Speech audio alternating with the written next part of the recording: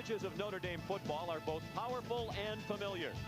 Newt Rockne, the Four Horsemen, and Touchdown Jesus. However, under first-year coach Bob Davie, the images this season are of a team in transition, searching for an identity to make their predecessors proud.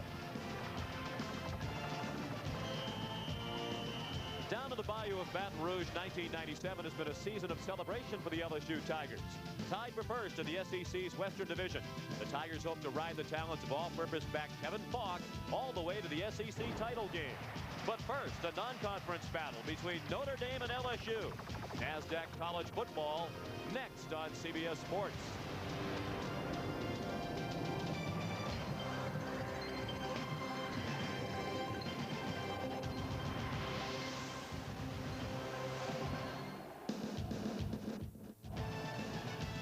CBS Sports welcomes you to Death Valley. Tiger Stadium in Baton Rouge, Louisiana, filled to capacity, more than 80,000 fans in attendance to watch today's battle between the Fighting Irish of Notre Dame and 11th ranked LSU.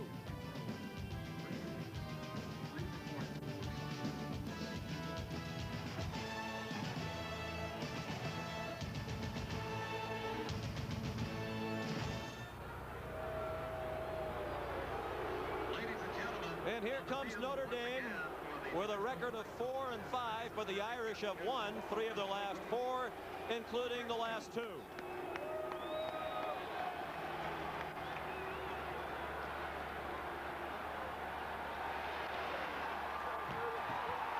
the Fighting Tigers of LSU, winners of 2 straight, 7-2 for the season, ranked number 11 in the nation.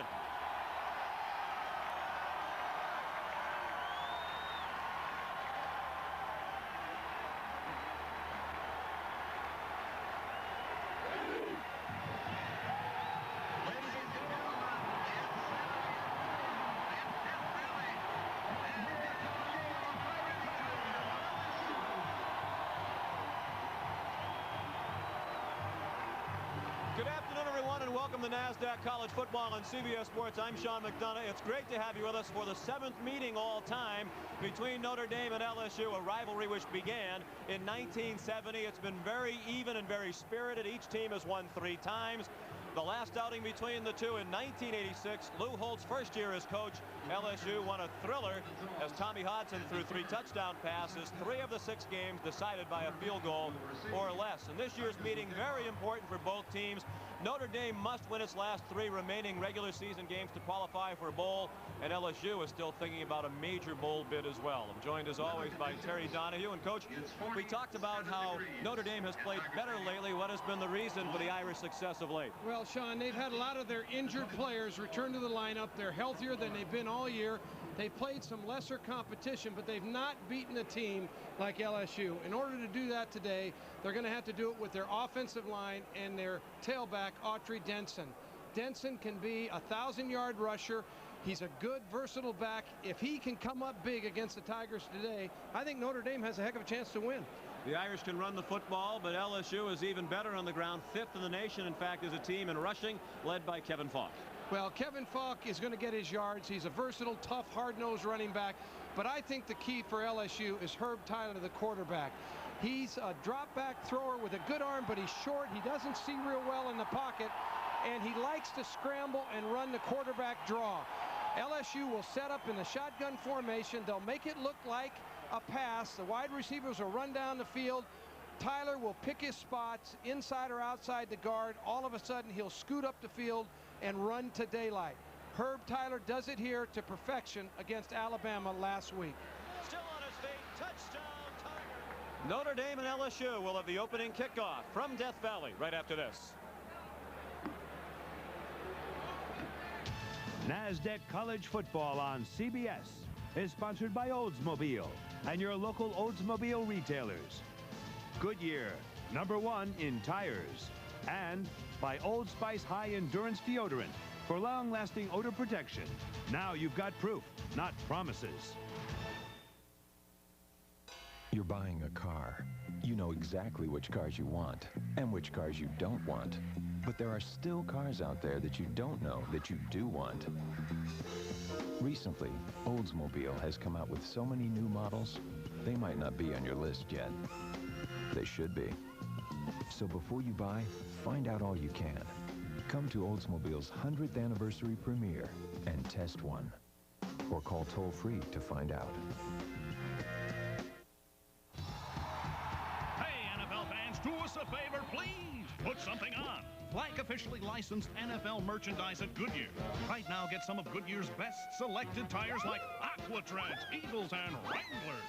And get $50 or $75 good towards officially licensed NFL merchandise at participating Goodyear retailers. Call 1-800-GOODYEAR for the retailer nearest you. Great Goodyear treads, incredible NFL threads. Whoa, nice fashion statement, fella. Overcast day in Baton Rouge, 53 degrees at kickoff. LSU won the toss and deferred. Notre Dame elected to receive the opening kickoff from Wade Ritchie. Allen Rossum, one of the most dangerous return men in the nation. Back to receive, and we're underway. Good kick by Ritchie with the win. From 3 yards deep in the end zone. Rossum. Allen Rossum across the 35. The kicker slowed him down, and Wade Ritchie made the tackle. 43 yards on the return as Rossum nearly went the distance with a kickoff for the 3rd time this year. The timing of the return was absolutely perfect, Sean. The ball hung up. Rossum caught it moving forward. The wedge blocked well. All of a sudden, he used his vision and broke out into the seam. And when you kick the ball to Allen Rossum, you're asking for trouble. This guy can do it. He brought it out to the 48-yard line. Ron Paulus, the quarterback, hands off to Audrey Denson. He broke one tackle and then was taken down by Mark Roman. Late flags thrown. One deep in the secondary, one back near the line of scrimmage.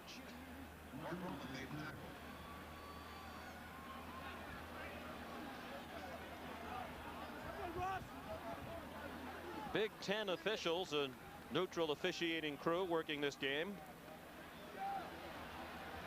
Jim Kemmerling, the referee, indicating that it's a 15-yard face mask call against LSU. It's a good call. Mark Roman, the free safety for LSU, clearly has a hold of the face mask. The official's right there.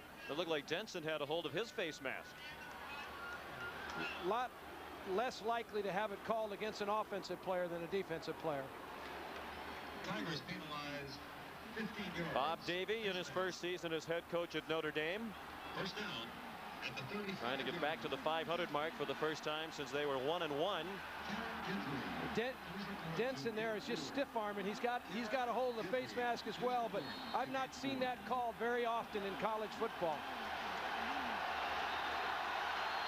21 seconds into the game, Notre Dame already at the 35-yard line of LSU. Paulus handed it off to Ken Berry, the fullback. He doesn't carry it very often. And he got a yard, and that's all on that play. Tackle made by Chuck Wiley and Charles Smith. Paulus with only 8 touchdown passes, but frequently when they're down in close, he comes out, and Jarius Jackson, an option threat, goes in at quarterback. Paulus, the senior from Berwick, Pennsylvania, in his 4th year as starting quarterback at Notre Dame. John, I think Jim Clello, the offensive coordinator at Notre Dame, will try to take some pressure off of Paulus, try to run the ball today and play action pass with Paulus. Long count on 2nd down and 9. A lot of time for Paulus, and he throws incomplete. Looking for the tight end, Jabari Holloway. He was tackled by Chris Cummings. The rest of the Notre Dame starters on offense. Holloway, the true freshman at tight end. Bobby Brown is their leading receiver. He's at one wideout spot with Malcolm Johnson the other. A veteran, big, tough offensive line. Luke Pettigrew, Jerry Wisney, Rick Kazensky, Mike Rosenthal, and Mike Dowdy. Kazensky making his 32nd straight start today at center for the Fighting Irish. 3rd down and 9 on the opening drive of the football game.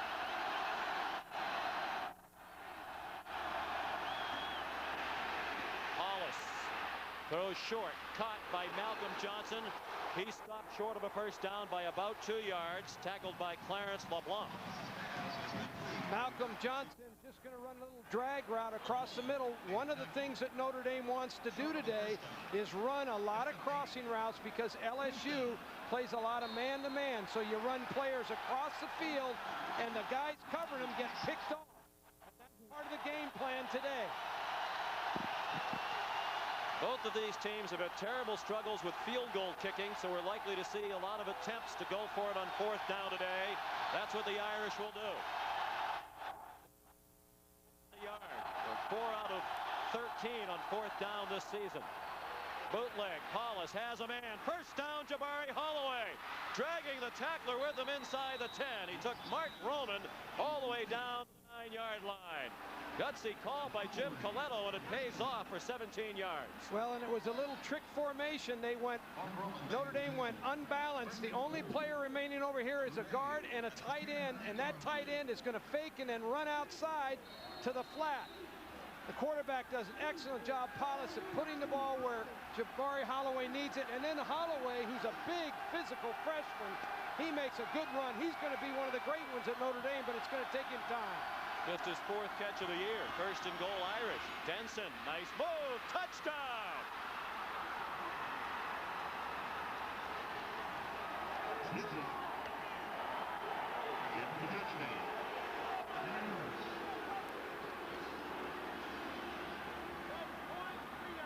The touchdown goes to Autry Denson, but watch the fullback, Ken Berry, number 23. He's going to isolate on the linebacker. He's the one that makes the lead block there, which enables Denson to have vision. Then Denson uses his skills and cuts back against the grain for the touchdown. What an impressive drive by the Irish to open this game. Scott Senja adds the extra point. Autry Denson from 9 yards out, and the Irish have a 7-0 lead. To the LSU Public Safety Building. These days we could all use more endurance. Say about 24 hours worth. I know I could. And now I've got it. Because now the Odor Fighters, the new high endurance deodorant, lasts even longer. New high endurance lasts a full 24 hours. No one else is this strong, this long. Plus, it's got this new Pure Sports scent. So now you can smell better, longer. Guaranteed. Or call 1-800-PROVE-IT, and Old Spice will buy you a stick of yours. Hey, no matter what you're into, now you've got all the endurance you need. A full 24 hours. Guaranteed. Reggie! Did you eat your chunky soup? How did you get down here? Ma? Did you eat your chunky soup? Yeah, Ma. Chunky beef with country vegetables. With more beef than any other soup. Lean beef, potatoes, vegetables. Chunky always hits the spot. Where'd you get that outfit? Can't talk, gotta go. Just want to make sure you're eating good. That's my mom. Oh, yeah? Which one? Campbell's Chunky Soup. It's loaded with beef. You're buying a car. You know exactly which cars you want and which cars you don't want. But there are still cars out there that you don't know that you do want. Recently, Oldsmobile has come out with so many new models, they might not be on your list yet. They should be. So before you buy, find out all you can. Come to Oldsmobile's 100th anniversary premiere and test one. Or call toll-free to find out.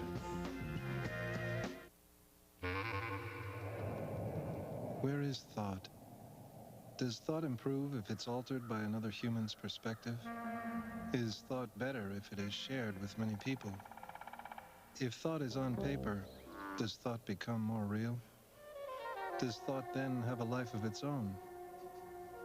Where is thought if it never leaves the thinker?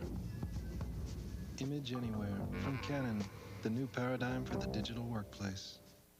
CBS Sunday. The mob gets a makeover. It's loaded. Bella Mafia coming to CBS.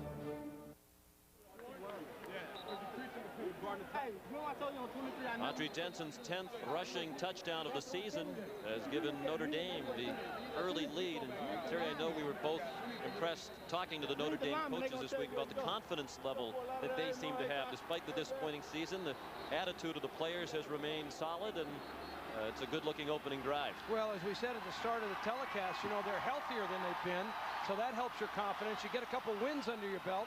That helps your confidence. And then the tradition of the Notre Dame LSU game. This is a big game for Notre Dame. I had breakfast with Notre Dame this morning, and I watched their team, and I really felt strongly that they were ready to play. I don't know if they'll beat LSU, but I think they're psychologically ready to play a real good game.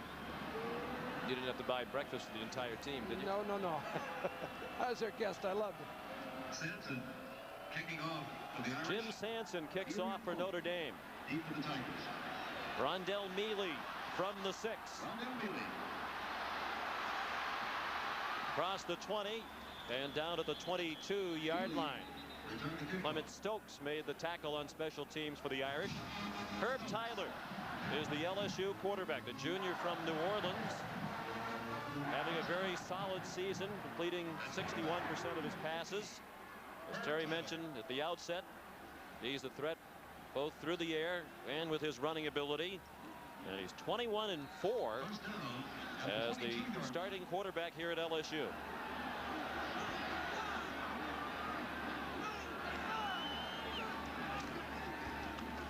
Kevin Falk running right, put his head down and showed his power as he ran over Benny Gilboa, who was in on the tackle with Corey Minor. Now Falk trying to inspire this crowd.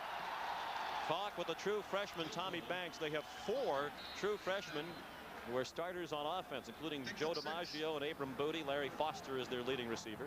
Another true freshman, Lewis Williams, starts at right tackle. Alan Faneca, an All-American candidate. Todd McClure, one of the best centers in the country as well. Second down and 4. They pitch it to Falk again. And he has a first down out across the 35. Tackled by Lamont Bryant. 8 yards for Falk. Now the Irish on defense. They've been boosted by the return from injury of Corey Bennett at nose guard. The linebackers are Minor with Jimmy Friday. Bobby Howard has also recently returned from injury, and Lamont Bryant. And in the secondary, Ivory Covington, Johnny Sanders, Everon Harper, and Allen Rossum. 7-0 Notre Dame. LSU with the football for the first time today. And there was movement along the right end of the LSU line, it seemed, prior to the snap. Greg Madison, defensive coordinator at Notre Dame. Good ball. False start on the offense. 5 yards, first down. Sean Big Lewis Williams, number 70, the right tackle. He just jumped the snap count a little bit early. Notre Dame on 1st and 10 is playing an 8-man front, meaning they put 8 men on the line of scrimmage, knowing that LSU is a good running team, and they want to be able to force LSU into throwing the ball on 1st and 10 and not being able just to run it. On first down, Falk back to the 33-yard line where Corey Minor made the tackle. And that 8 men up on the line of scrimmage might be a surprise for the LSU coaches. They felt they might be able to run the ball successfully today because ordinarily Notre Dame doesn't do that. Even against running teams, they generally only put 7 up there. Exactly. Notre Dame is kind of softer in the secondary than most SEC teams that LSU is used to playing against, but they've played a couple 8-man fronts on them, but they'll go back to their base defense as well. They'll mix it. 2nd and 13. Tyler, that's a lateral to Falk. And he doesn't get much. Out to the 36-yard line, tackled by Ivory Covington, and here's Jim Nance. All right, Mr. McDonough, this should leave you beaming. Your alma mater, Syracuse, down 1, last half minute of the game, and it's McNabb to Spotwood, and Syracuse wins it to stay in the race for the Big East title. Back to Sean and Terry. I was about to cancel my check that was going to be in the mail to the Alumni Association if they didn't win that one. And Jim, Sean is beaming. You are correct. 3rd down and 10. Tyler running away from tacklers, but he's well short of the first down at the 40-yard line. Tripped up by Corey Bennett. John, I think that last series illustrates how important it is. LSU got behind the down and distance with the penalty. And all of a sudden, when you're primarily a running team, you get behind the down and distance. It's much more difficult to convert. Chad Kessler leading the nation in punting at better than 50 yards per punt. And he's leading the NCAA in punting for the 10th straight week. Kicking it in the direction of Rossum. That's not all that close to Rossum. Didn't take a very good bounce for Kessler. Hit at the 28 and stopped right there. Just a 31-yard punt. The Irish back on offense with the lead after this. You're buying a car. You know exactly which cars you want and which cars you don't want. But there are still cars out there that you don't know that you do want. Recently, Oldsmobile has come out with so many new models, they might not be on your list yet. They should be. So before you buy, find out all you can. Come to Oldsmobile's 100th anniversary premiere and test one. Or call toll-free to find out.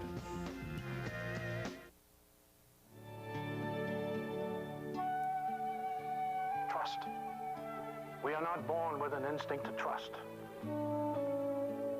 Trust must be earned. Trust must be proven. We earn it with integrity. We prove it with sound advice. Trust is the ultimate measure of our success. And at Dean Witter, we measure success one investor at a time. Notre Dame leads 7-0. A big play on their first drive. The fourth down conversion on fourth and just more than a yard as we take a look at the virtual reality playbook. Notre Dame is going to use a lot of misdirection pass today where they get the LSU defense pursuing to one side of the field, playing run. The quarterback will come out the other end and then try to hit a tight end in the flat or a tight end dragging across the middle. And this is exactly what happened on that critical fourth down. Notre Dame did it, but they did it out of unbalanced line. Jabari Holloway snuck out into the flat. He got hit with the ball for the critical first down that led to the eventual touchdown. On a 9-yard run by Autry Denson, an impressive opening drive for the Irish. They took advantage of outstanding field position after the kickoff return of the opening kickoff by Alan Rossum. Marched 57 yards. They'll have to go longer this time to score a touchdown, beginning at their own 29-yard line. Denson the lone back, and he takes the handoff from Paulus and is upended at the 34 by Cedric Donaldson. They have not yet met the LSU defense. Anthony McFarland returns to starting duty this week. He had been in the doghouse. He is their best defensive lineman, and that front is the strength of the defense. They play only 2 linebackers. Joe Wesley, the leading tackler on the team, with Charles Smith. And they play 5 defensive backs as their base defense. Chris Cummings, Rayon Hill, Mark Roman, Cedric Donaldson, and Clarence LeBlanc. Denson got 5 on first down. This is 2nd down and 5. Nearly midway through the first quarter. Denson again. Gain of 2 to the 35-yard line. Joe Wesley and Charles Smith, the 2 linebackers, made the tackle. The only reason that they play with just 2 linebackers is they didn't have enough talented linebackers in the program during the preseason. They decided better use of personnel was to play 5 defensive backs all the time. And you can get more speed on the field with a 5th defensive back. That's going to be a faster player than a linebacker, so you go with speed rather than size. 3rd down, just under 4 to go for a first down for the Fighting Irish. Notre Dame leads 7-0 in the first quarter. And Holloway has the first down out to the 40. He was chopped down by Mark Roman. Jabari Holloway had just 3 catches all season prior to today. This is just a real quick 3-step drop by Paulus, the quarterback. Holloway just runs right into the flat, and Paulus hits him with the ball as quick as he can. And remember, this is a big target. It's a little rub off by the flanker going inside the tight end there, and Holloway does a good job getting his hand down and not letting his knee hit behind the first down marker. He's a true freshman from Riverdale, Georgia, 6'3", 236 pounds. 1st and 10. Paulus looking deep for Bobby Brown, and what a catch he made in traffic. He was covered by Cedric Donaldson, timed the lead perfectly, and that's a gain of 30 for Notre Dame. Well, remember, we talked about misdirection passing. That's exactly what happens here. Notre Dame comes out, fakes a run, and they are able to go across the flow of the defense. Bobby Brown, number 88, just runs inside. It looks like a run initially, but then he goes up and makes a fabulous catch. He leaps high for the ball, takes it in his hands. Great play by the Irish. Notre Dame on the move again. 1st and 10 at the LSU 29. The delay to Denson. Great surge by the offensive line, and Denson running well behind that big front inside the 25. LeBlanc and Hill made the tackle for the Tigers. Sean, when you're picking up 5 yards, 6 yards a crack on 1st and 10, then you know you're dominating the line of scrimmage, and that is what Notre Dame's been able to do thus far in the game. They said, Jimmy Coletto, the offensive coordinator, told me last night, we're going to run the ball at LSU. We're going to try to power the ball at them, misdirect pass them. That's the way we can beat them. And so far, the game plan has worked. 2nd and 4.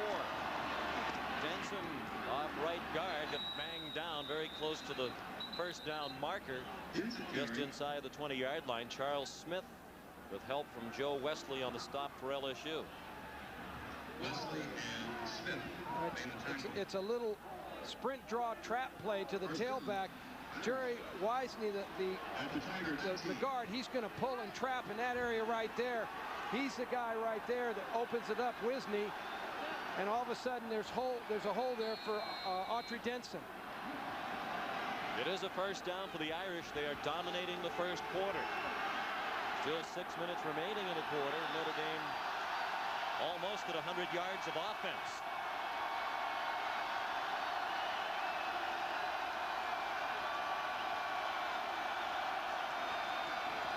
Denson tripped up over his own man's legs. He got tangled up with the center, Rick Kaczynski, as he tried to run to the left. It's a gain to the 17-yard line, pickup of 2 for Denson, the junior from Lauderhill, Florida. Notre Dame has had some struggles in the red zone. Their touchdown scoring percentage just above the national average, but at Notre Dame you expect to be well above average. 2nd and 8. 7-0 Irish on the move again here in the 1st quarter. Here's that misdirection pass again, thrown over the head of Jabari Holloway. He was well covered by Rayon Hill. Thomas's pass incomplete. Intended for Holloway. Jerry DiNardo, a Notre Dame graduate. We were surprised when we chatted with him yesterday. He says he really doesn't have particularly strong feelings for Notre Dame. He says, there have been many coaches since I played there. I've been several other schools, and every place you coach, you get an attachment to that school. And right now, my affection is for LSU. Yeah, sure. You know, it's interesting when he was talking about that, because he was an All-American at Notre Dame, and he certainly didn't say he didn't like Notre Dame. No. But he just has been busy in his career. He's been busy at other places. Big 3rd down and 8. Hollis has some running room up the middle, and he's tackled from behind short of the 1st down by Kenny Mixon. And another decision for Bob Davie. This is certainly not very short yardage. It would be 4th down and about 3, and as a result he'll try the field goal. LSU did an excellent job with their coverage. Notre Dame tries to run a crossing route, tries to bring a receiver across here, and when he does, he just gets covered. You can see he's covered there. They've got coverage here. They're going to sink in there. They've got excellent coverage, and as a result, they snuff it out. Scott Senja trying a 29-yard field goal, and it is good. Senja has taken over as the field goal kicker from Jim Sanson, and he's given Notre Dame a 10-0 lead. Don King gets 4 stars. What is the story with your hair? Ving Rhames is a knockout. You want to make some money? You get yourself a personality transplant. An electrifying performance. The film is Grade A, Raves Entertainment Weekly. Ving Rhames is Don King, only in America. If you didn't have Don King, you'd have to invent him.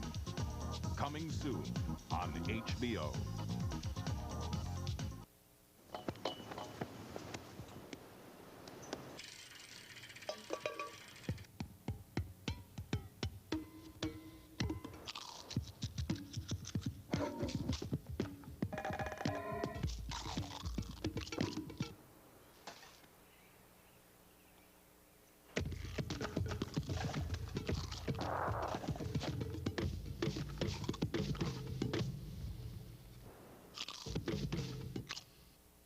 You're buying a car. You know exactly which cars you want and which cars you don't want. But there are still cars out there that you don't know that you do want. Recently, Oldsmobile has come out with so many new models, they might not be on your list yet. They should be. So before you buy, find out all you can. Come to Oldsmobile's 100th anniversary premiere and test one. Or call toll-free to find out. What 40-year-old secret could cause special guests Ray Romano and Peter Boyle? Let's just settle this. To go toe-to-toe at Cosby. It's all new CBS Monday. Notre Dame up 10-0, and the LSU Tigers have renewed hopes of winning the SEC West, but Jerry DiNardo wanted their full attention on this game. So this week, he gave them some history lessons.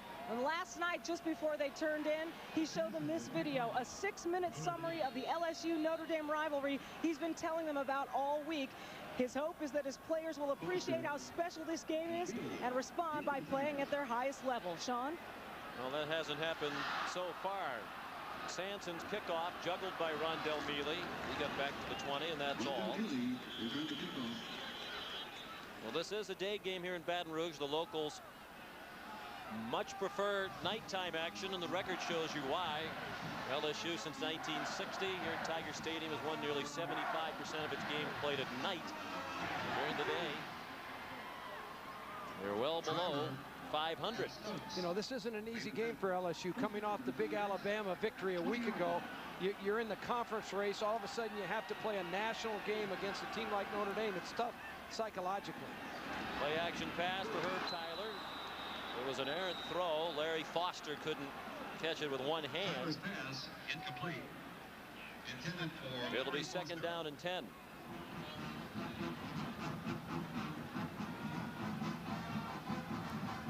This hasn't been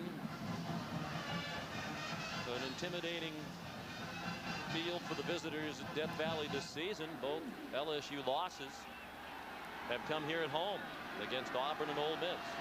The Ole Miss game a day game. The Auburn game was at night. Caught.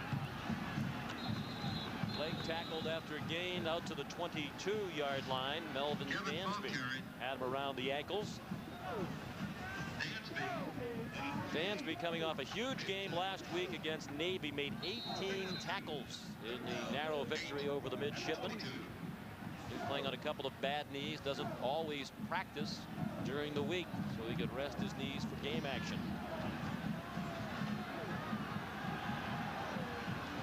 Third down and 8, 10-0 Notre Dame. Tyler throws a floater, and it's intercepted.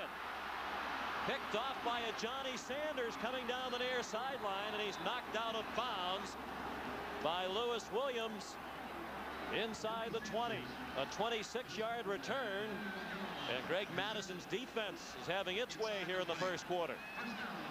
This ball just got away from Herb Tyler. The ball didn't look like it was tipped at all. He's in the shotgun formation. He's got good enough protection. But remember what we said, he's not there. It was tipped. It actually was tipped by Lamont Bryant, 53. Remember what we said at the start. He's not very tall. He's about 5'10". And when you're in the pocket, you've got those big sequoias around you. It's tough to see, and that's what happened right there. He got it tipped and didn't see well. Johnny Sanders with his first interception of the season. He's a junior from Houston, Texas. At the 15-yard line. Notre Dame with a chance for a big early lead. Denson, terrific moves. He's inside the 10 and finally swung down to the 9-yard line. About as fine a 6-yard gain as you'll see. Charles Smith and Rayon Hill made the tackle. John, this is a guy that we said has to come to life for the Fighting Irish, and sure enough, Denson is on fire right now. And the offensive line is opening up some nice holes for him, but look at the moves that he makes. He makes a guy miss there, another one, and all of a sudden he uses that cutback and vision, and he's into the secondary.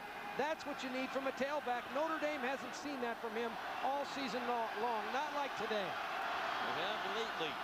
His success has coincided with the team's success. Denson's rushed for 100 or more in 4 of the last 5 games. Second down, Denson again bangs into the pile. He's very close to the first down. Needed to reach the 5-yard line. He appears to be a half-yard short. Denson carry That last run, Denson searched for a place to run. He kind of was looking, searching for a place to run. On the previous run, he attacked the defense, and that's where the tailback has to learn the difference. 1 at the 6-yard line.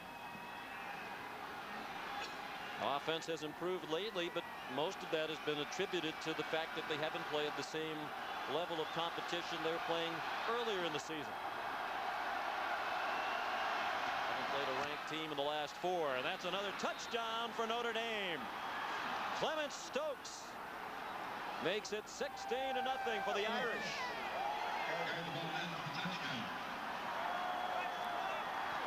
Well, Notre Dame going to the full T formation. Jarius Jackson comes in at quarterback, number 1, and then Clement Stokes, he just takes the handoff, and they present a power point right there with the double team, and there's a soft spot in the defense, and Stokes gets his pads down and powers it in there for the touchdown. What a start for the Notre Dame.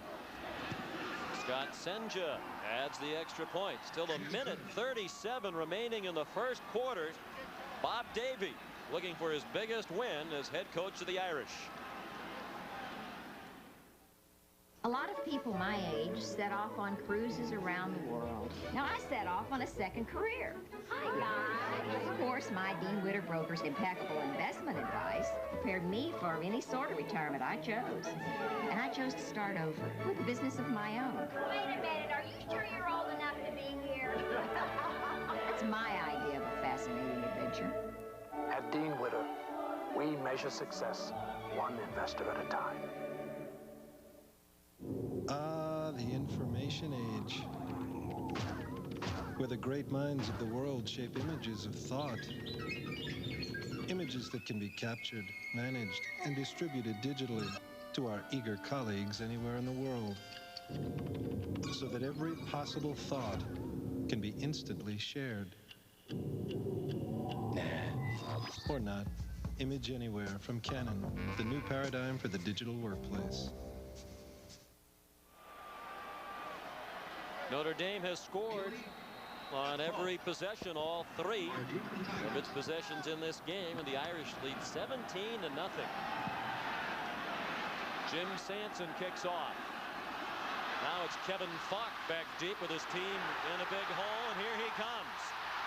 Bounced off Devron Harper and finally got pushed out of bounds by the kicker Sanson at the 39-yard line. 33 yards on the return, and perhaps a spark provided to the Tigers by Falk. Well, the credit for this return will go to Kevin Falk, but watch 32. Kendall Cleveland, he makes a key block that really springs Falk into the open. Falk, the all-purpose rushing leader in the Southeastern Conference. He does it from the tailback position with punts and kickoffs.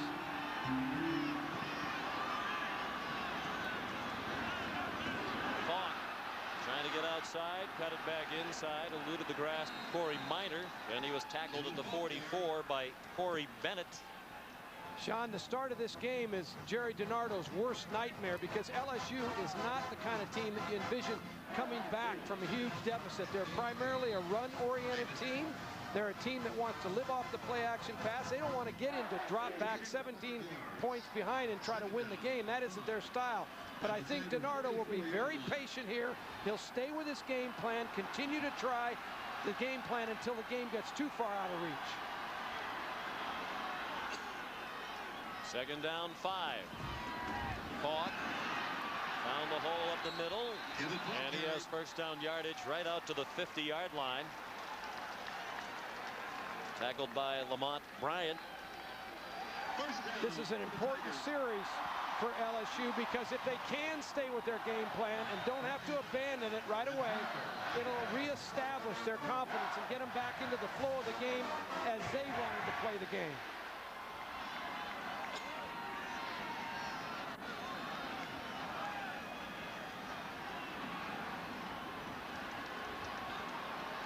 Down to 20 seconds left in the first quarter. Falk trying to follow the fullback Banks, and he gets knocked down right at the line of scrimmage Excellent pursuit on the play by Bobby Howard. He had help from Melvin Dansby, and that will be the final play of the first quarter. With the score, Notre Dame 17 and LSU nothing. We'll return to Tiger Stadium right after this message and a word from your local station.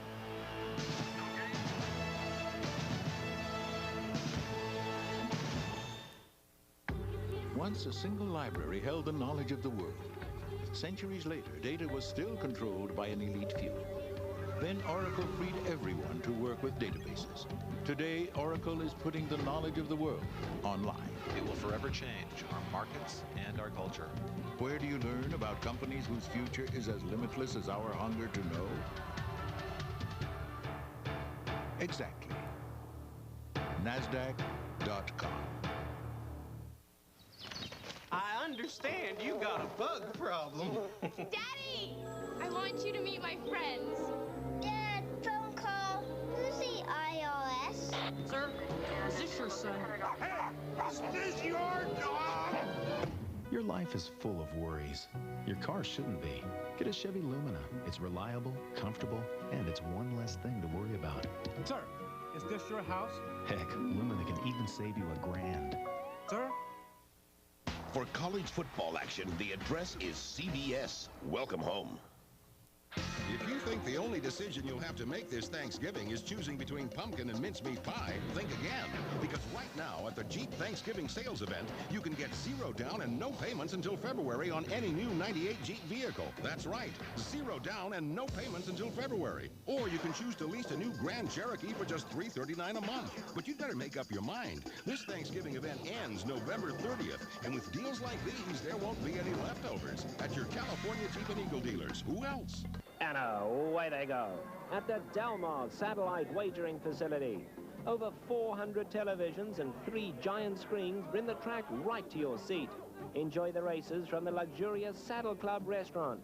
Keep up with other events nightly in our sports club. It's all here, the sights, the thrills, and the Del Mar tradition of providing the best in pari-mutuel wagering. Enjoy all the action of thoroughbred racing from Hollywood Park now through December 22nd at Del Mar Satellite Wagering. Toyota by the Bay has targeted low prices during their Top Gun sale. The sky's the limit during this event, with low prices and payments that will make every opponent of a good deal run and hide. Hurry for Top Gun deals on rows of new Toyota, like brand new SR5 D6 four-wheel drive 4Runners now just $299 a month, and new Camry LEs just $179 a month. Mission accomplished. High prices have been destroyed. Returning to base. Over. Fly on into 4555 Mission Bay Drive. That's Toyota by the Bay, the affordable way. An ancient Chinese art may bring you luck. We'll explore Monday at 4. Back in gray and chilly, Baton Rouge, Louisiana. It seems much colder for the locals than it did when they arrived at the stadium within the last couple of hours. LSU really struggled in the first quarter. Notre Dame is dominated, leading 17-0. 2nd and 10. Herb Tyler cuts it upfield. He's a yard shy of the first down.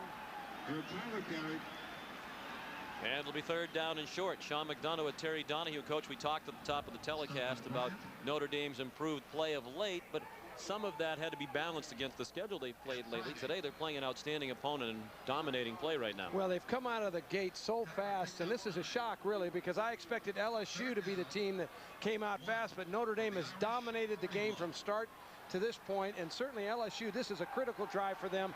They've got to get something established here so they get on the scoreboard and get back into their rhythm. 3rd down, a long one. Falk through a gaping hole. 1st down, Tigers down to the 30-yard line. Devron Harper and Alan Rossum, a couple of members of the Irish secondary, had to make the stop after a gain of 11. And this is what Jerry DiNardo expected of his offensive team. He thought he could come out and punch Notre Dame off the ball. He's got a big physical offensive line, an outstanding tailback. He thought this is what's going to happen all day, but the Notre Dame defense has played very well thus far. First down from the 30. Hawk on the delay. Breaks tackles. Goes down to the 26. Falk firing away, the leading rusher in the Southeastern Conference, averaging 129 yards per game on the ground, well ahead of Fred Taylor, who was the conference leader earlier in the season. Kevin Fox, just a junior, but he's already third all-time at LSU in career rushing, over 3,000 yards, trailing Dalton Hilliard and Charles Alexander on the all-time list.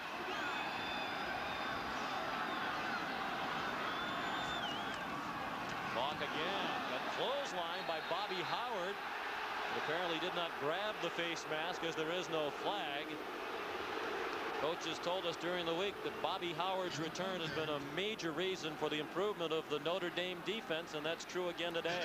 Well, you want your linebackers to sell out, and that's exactly what Bobby Howard did. He sold out to try and make that play. It looked like his hand came across the face mask, but he didn't grasp it. It just was incidental, if you will. And I think it's a good call by the official. Howard missed 5 games with a knee ligament injury, suffered in the opener. 3 wide receivers now on 3rd down and 4. Tyler pushed in the pocket and sacked back at the 30-yard line. Upended by Jimmy Friday. The first sack for the Notre Dame defense today.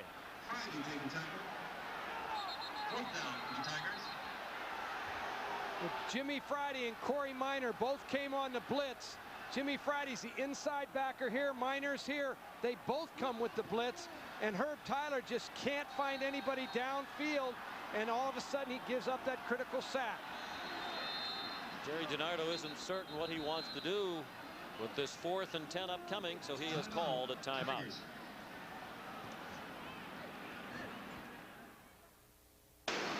Where's your father?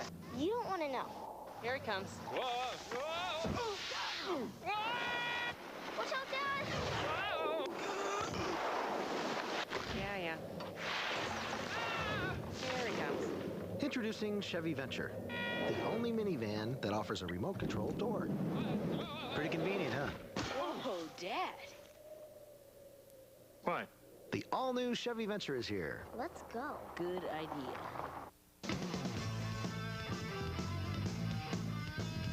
The Panasonic Razor. Shave wet or shave dry. Your choice. Your shave. Rinse clean. Work hard. Play hard. Shave your way. Panasonic.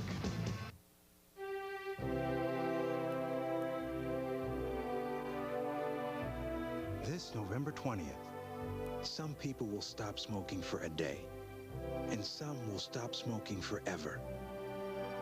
Join millions of your fellow Americans and the American Cancer Society for the Great American Smokeout. Commit to quit. Need help? You can get help without a prescription. Ask your pharmacist. Do I hear 2,000 for a date with supermodel Jennifer? 2,000. Is your dandruff sending the wrong signals? Sold to number 10 for $2,000. Get Selsun Power. Doctors recommend Selsun Blue #1. So don't send the wrong signals. Get Selsun Power. For nonstop college football, breaking news, scores, highlights, and complete stats for all Division 1A teams, get it on the net at cbs.sportsline.com. LSU has really struggled with its field goal kicking this season. They've kicked only 3 field goals this year, and they have not kicked one since the 2nd game of the season back on September 13th. So that's really not an option. They're going for it on 4th down and 10. Tyler avoided the corner blitz, still on his feet, throws, caught. But is he in bounds? No signal. Now they're saying out of bounds. Greg Madison was ready to help the officials as they conferred. And after the conversation, they ruled it out of bounds. And it didn't really matter, except for a difference of a few yards, because it looked like he was short of the 1st down anyway. Well, Notre Dame brought real pressure on Herb Tyler, but watch the mobility of Herb Tyler. This is where a quarterback with great legs can save you. He saves him there, he does it again here, and all of a sudden he gets the pass off, and it, like you said, it's not a 1st down anyway. I think it's a reception. It looked to me like he had 1 foot in bound, but regardless, it was not going to be a 1st down. Well, Notre Dame would have had the ball. It just would have been a difference of about 9 yards. You can see Abram Booty just needs to have that 1st foot down in bounds, and it looks like it is. The question is, it's that 2nd foot on the ground or not. Right. That's really the judgment, and that's hard to tell from this angle, certainly. Very tough call. Could have been debated either way. Jarius Jackson in a quarterback. recent games, they've been making an effort to get him into the ball game. Situations other than down to the goal line. He hands off to Clement Stokes. Now, Coach, let me ask you this question. You want to get Jackson in to play in regular situations beyond short yardage where he usually plays, but you're also ahead 17-0. Your offense is totally in sync. You've scored every time you had the ball. Why would you take Paulus out now when you have a heavily favored team on the ropes? Well, you know, Bob Davies, he told us that I want to give him a series when the game is still in doubt and when the game means something, because he's going to be the starting quarterback next year.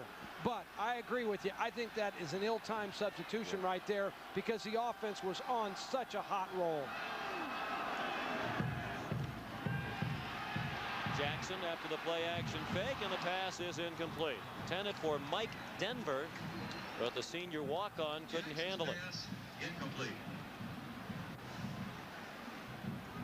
Intended for number 84, Denver.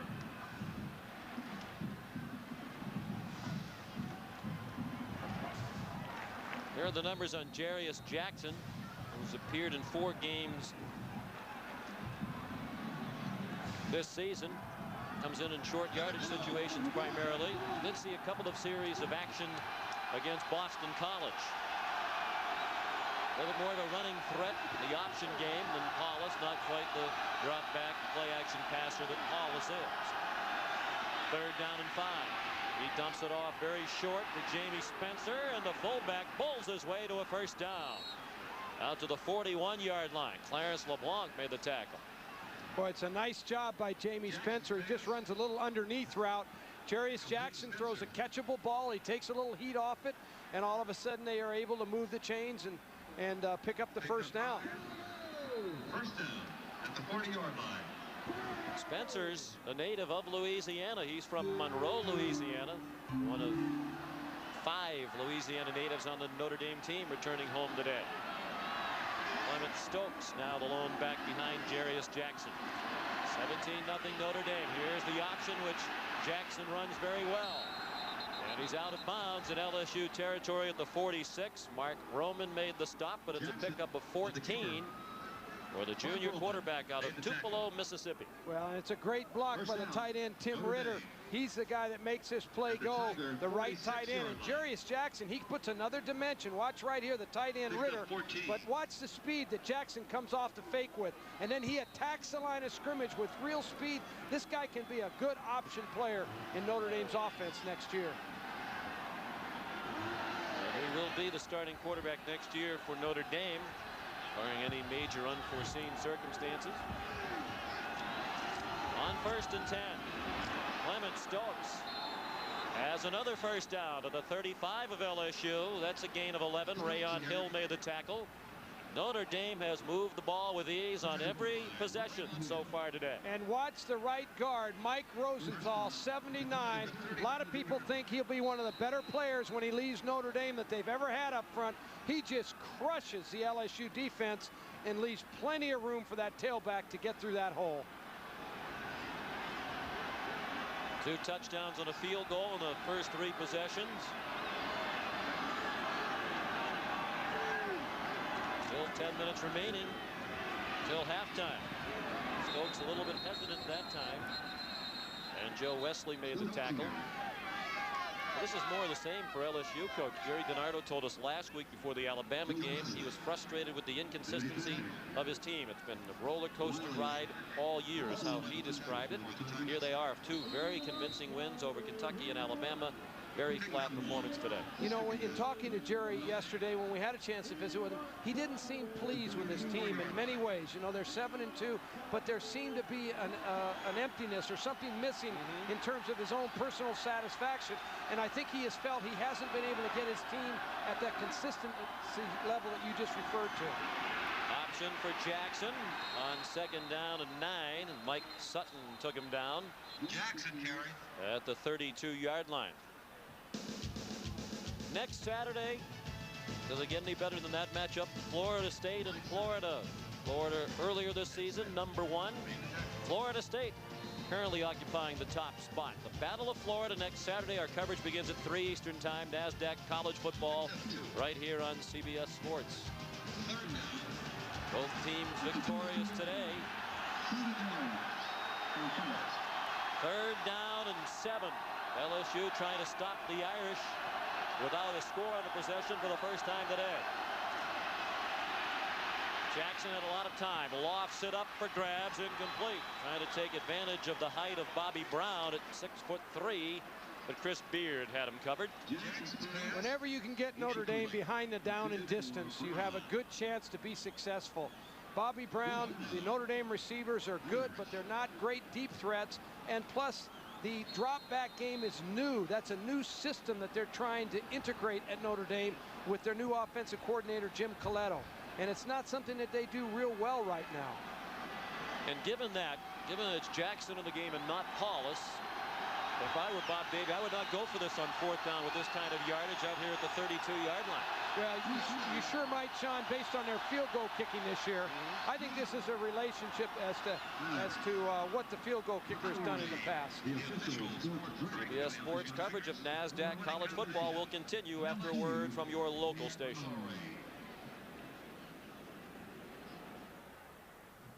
For college football action, the address is CBS. Welcome home. If you think the only decision you'll have to make this Thanksgiving is choosing between pumpkin and mincemeat pie, think again. Because right now at the Jeep Thanksgiving sales event, you can get 0 down and no payments until February on any new 98 Jeep vehicle. That's right, 0 down and no payments until February. Or you can choose to lease a new Grand Cherokee for just $339 a month. But you'd better make up your mind. This Thanksgiving event ends November 30th. And with deals like these, there won't be any leftovers at your California Jeep and Eagle dealers. Who else?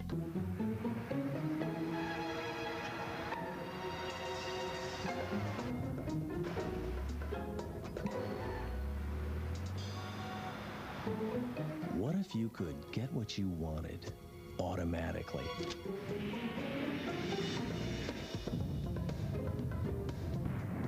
You can, with the easiest way to earn free gasoline, the Shell MasterCard from Chase. Shell, moving at the speed of life. Toyota by the Bay has targeted low prices during their Top Gun sale. The sky's the limit during this event, with low prices and payments that will make every opponent of a good deal run and hide. Hurry for Top Gun deals on rows of new Toyotas, like brand new SR5 D6 four-wheel drive 4Runners, now just $299 a month, and new Camry LEs just $179 a month. Mission accomplished. High prices have been destroyed. Returning to base. Over. Fly on into 4555 Mission Bay Drive. That's Toyota by the Bay, the affordable way. Making your kids a tough target Monday on News 8 at 5 o'clock.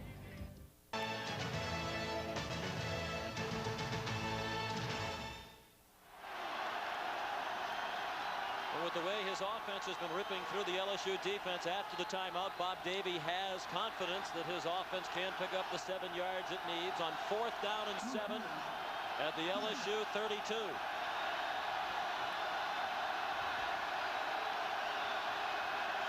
Crowd louder than it has been at any time today. Late blitz. Man wide open. Audrey Jensen dropped the ball. He would have had the first down with ease, and he couldn't make the catch. LSU needed a big break, and that might be it.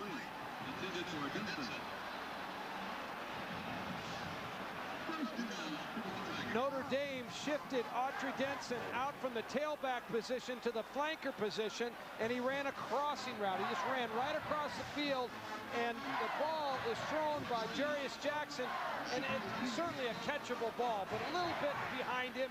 It's a twisting catch, and it took some athleticism, but you expect him to make that reception. Bob Davie knows at the very least it was a first down. Might have been a touchdown. Would have had one, perhaps 2 men to beat. Some open field. Herb Tyler's throw low for Larry Foster, and here's Michelle Tafoya. Well, guys, wide receiver Abram Booty took a hit to the top of his head a little bit earlier in this game and has been diagnosed by LSU trainer Jack Marucci as having a grade 1 concussion. That's a condition a player can play with. He jogged along the sidelines, and Booty will continue to play. Guys? And he's on the field for this 2nd and 10 play. He just got his bell rung a little bit, as we say in the industry. In a grade 1 web. Thrown out in the flat, Tommy Banks, another true freshman, as is Abram Booting. And Banks is right at the first down yardage. Tripped by Allen Rossum. Sunday night on CBS. When a deadly vendetta takes their husbands and sons, 5 women will take revenge on Bella Mafia. That's Sunday night at 9 on CBS. World premiere event starring Vanessa Redgrave.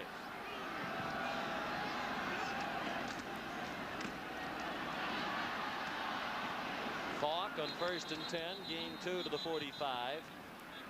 Joe Ferrer, backup linebacker, number 41, made the tackle for the Irish. He's a sophomore from Castleberry, Florida. Hasn't played much this season. The Notre Dame defense has done a good job. They've bent a little bit, given up some plays, but they haven't given up any big plays. And Notre Dame's defense plays a little bit better against a running team, I think, watching them this season, than they do against a real good throwing team. And certainly the last 3 to 4 weeks with the health of their players improving. 2nd and 8. Tyler tucks it under. Gets a block from Banks and has a first down. Into Irish territory at the 44-yard line. First down for the Tigers. Coach Morris Watts, the offensive coordinator, told us yesterday there's always that fine line with Tyler between giving up on the pass play too soon and running, or staying in there too long looking for the pass play. This time he read it perfectly. Well, when he's in the middle of the pocket, remember, he's only 5'10", and sometimes vision's a problem, but he can pull the ball down and beat you with his legs. He makes defenders miss, and he runs about a 4.5. You're looking at a running back playing quarterback, if you will. Morris Watts right there, the offensive coordinator. Tyler, 4 carries today for 19 yards. He tossed it back to Falk, and he was stripped of the football. That's a free ball, recovered by the Tigers, apparently, right in front of the Notre Dame bench. Falk was stripped of the football. The officials are either ruling he was down, or that LSU player at the bottom of the pile had the ball. Bobby Howard might have been the man who pulled the ball free from Falk on the way by. Well, I think it was Bobby Howard. He looked like he was the one that stripped it out. Right there, the ball was just ripped out of his hands, but it came right back into Kevin Falk's hands when he was on the ground. But that's a great strip by Howard. Look at him rip at that thing. And of course, everybody teaches that in football. Rip that ball out, punch it out, knock it loose, turn it over to the offense. And LSU doesn't turn it over very much.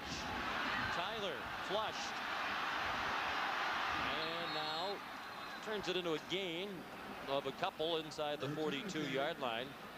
Matter of fact, LSU started the day plus 15 for the season in turnover margin, best in the SEC and 3rd best in the nation, behind only UCLA and Colorado State. And already that interception thrown by Tyler resulted in 3 points for the Irish. I just think watching LSU play, they don't come from behind very good. I said that earlier, and I'll repeat it because they're a team that's going to struggle when they're this far behind. But if they can get on the scoreboard and get the margin closed down a little bit, they can get back into their normal rhythm. But right now, this is not normal rhythm for LSU. Timeout LSU, and actually that interception led to 7 points for the Irish and set up their 2nd touchdown.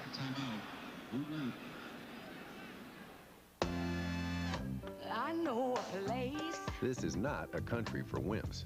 We invented the cowboy, the jawbreaker, and the quarterback blitz. I'll take you there. We are rough on our cars. So get a Chevy Malibu. It'll go up to 100,000 miles before its first scheduled tune-up. Transmission fluid, 100,000 miles. Engine coolant, 5 years or 150,000 miles. We're talking the automotive equivalent of Rocky Balboa.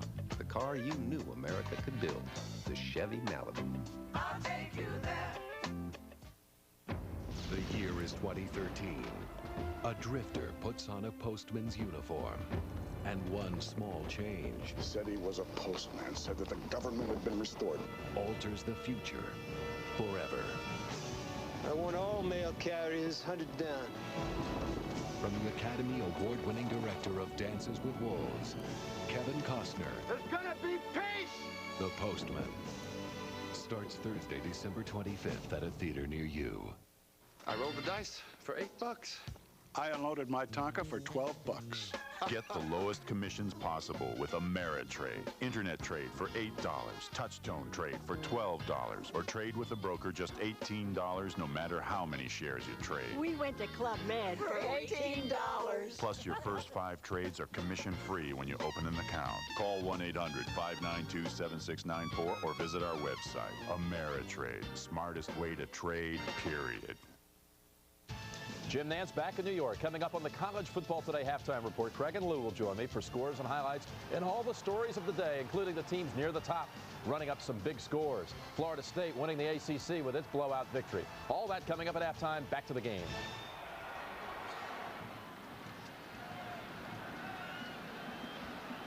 Somber crowd at the moment here on the campus of Louisiana State University in Baton Rouge. The homestanding Tigers trailing 17-0. Looking at a big 3rd down and 7 at the 41 of Notre Dame. Short drop by Tyler. That pass is deflected and intercepted.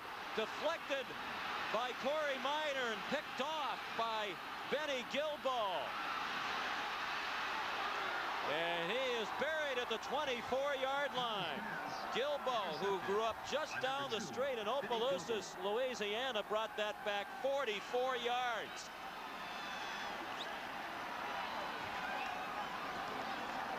The play was a zone blitz by Notre Dame. Corey Minor acted like he was going to rush, and then he drops and tips the ball. Watch number 4, Corey Minor first.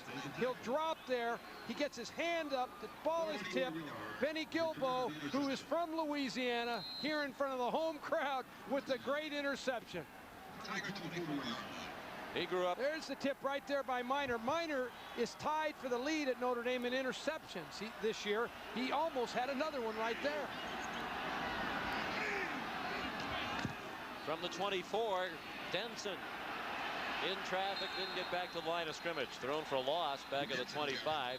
Gilbo grew up literally right down the street at Opelousas. As a youngster, he used to come to Dale Brown's basketball camps. Longtime LSU basketball coach. And he wanted to be a basketball player his whole life until the knee injury in high school. And his high school coach told him there are a lot of 6'1" guards out there, but you're a pretty good football player. Maybe you ought to think about football as your primary sport. He did, and wound up at Notre Dame. We tried to recruit him real hard at UCLA, and I talked to him several times on the phone. Just couldn't never get him out there to visit the campus. Denson down to the 20. A couple of rare turnovers by LSU. Ron Paulus has been in at quarterback on this series for Notre Dame. Boy, Sean, this is a big series for the LSU defense. If they can come out of here with giving up just 3 points or maybe with a complete stop, it'll really help them psychologically and keep them in this game. But if they give up a touchdown now and all of a sudden the game has to shift to Herb Tyler's throwing down 24-0, you've got a real uphill fight for LSU. This is a huge series for this defense. And a big play. 3rd down and 6. They faked one way, they threw the other, and the pass was dropped by Malcolm Johnson. A couple of drop balls in big spots here in the 2nd quarter by the Irish. Denson on the 4th down play in the last possession, and now Johnson on a ball that didn't hit him right on the number 6, but it could have been caught. Well, we talk about Ron Paulus and a lot of the criticism he's received this year, but here he puts the ball, certainly a catchable ball by Malcolm Johnson, and I would dare say this was going to go for a touchdown. The way the defense had separated, it was a little middle screen, a jailbreak type screen. It was going to be 7 points. Scott Senja just 1 for 1 in field goals this season. He took over a couple of weeks ago after Jim Sanson missed 3 field goals in the loss to USC. That was a 3-point loss, and that was a 3-point miss by Senja, wide left from 37 yards. So the LSU defense holds when it really had to. Hope my car gets fixed today. And my sink. And my furnace.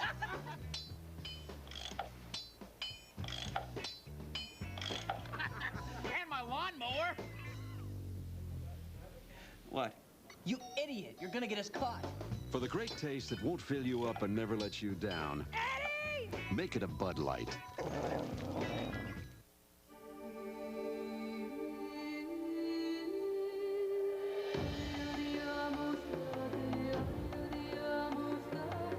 There are millions of reasons to fly today. Only one that matters to you. At Delta Airlines, it is our pleasure to get you to the place you want to be. Delta Airlines, on top of the world. Welcome to Packer Bell Service and Support. How can I help you? Hi, it's Kelly Nugent. And who's that I hear? Jamie's a bit cranky. Listen, I'm having a little trouble with my computer. Okay, well, one problem at a time. Put Jamie on.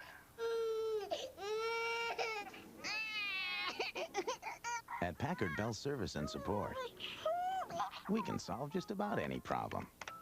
Packard Bell, the computer the world comes home to. Featuring the Intel Pentium 2 processor. Last week, we asked you, the college football fans, to choose college football's all-time greatest play from our list of nominees. Now let's check out the results of the Packard Bell CBS Sports Line all-time greats poll. The Stanford band play came out on top, just edging Doug Flutie's pass to Gerard Phelan. BC game against Miami. They're all great plays. You could vote for any of those and feel like you made a good vote. You're not kidding.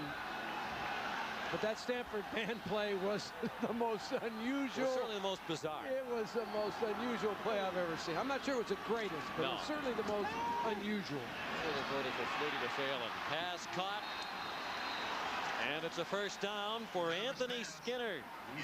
His first career reception. He has no career rushes.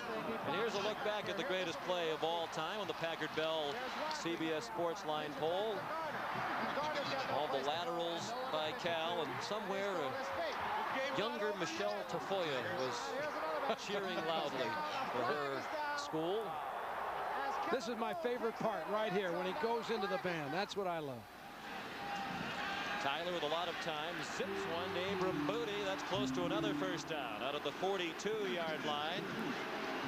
Coaches say when Tyler has room to see down the field, doesn't have defenders blocking his view, he can really show a strong arm, and he did with that throw. Right, that's exactly right. His height is a liability, but Tyler got off to a terrible start. He was 1 for 6 with 2 interceptions until this drive started. Now all of a sudden he's heated it up a little bit, and I've seen him do this before. He got off to a bad start against Auburn several weeks ago and ended up the game actually having been his worst game. He was 6 of 21 in that game. Another first down for LSU, trailing 17-0. Looked like almost the same play, and that pass was incomplete, intended for Skinner, knocked down by Johnny Sanders, who almost had his second interception. You made a good point during the commercial. It's 17-0 Notre Dame. You'd look at the score and say, great start for the Irish. They could easily be ahead 24-0, 27-0, 31-0 had Denson not dropped the pass on the 4th down play and had Johnson not dropped the ball on the screenplay. Too many missed opportunities for Notre Dame, and they've given LSU too many chances. And I've been in a lot of games like this myself in the past, and what happens, you know, you feel like, golly, we ought to be ahead by more, you know, and all of a sudden the game can change on you if you're not careful. Particularly when you're an underdog on the road against a talented opponent with a raucous crowd just waiting to get into the game. Tyler throws, and it's dropped. Would have been a terrific catch by Abram Booty, but he couldn't come up with it. Ah, they're giving him the catch now and then saying he lost it on the ground. And Bob Davie can't believe that, and from our vantage point, I'd be inclined to agree with the head coach of the Irish. Well, Booty's just going to run a little curl route. He's going to get off the defensive back. He uses his hands well.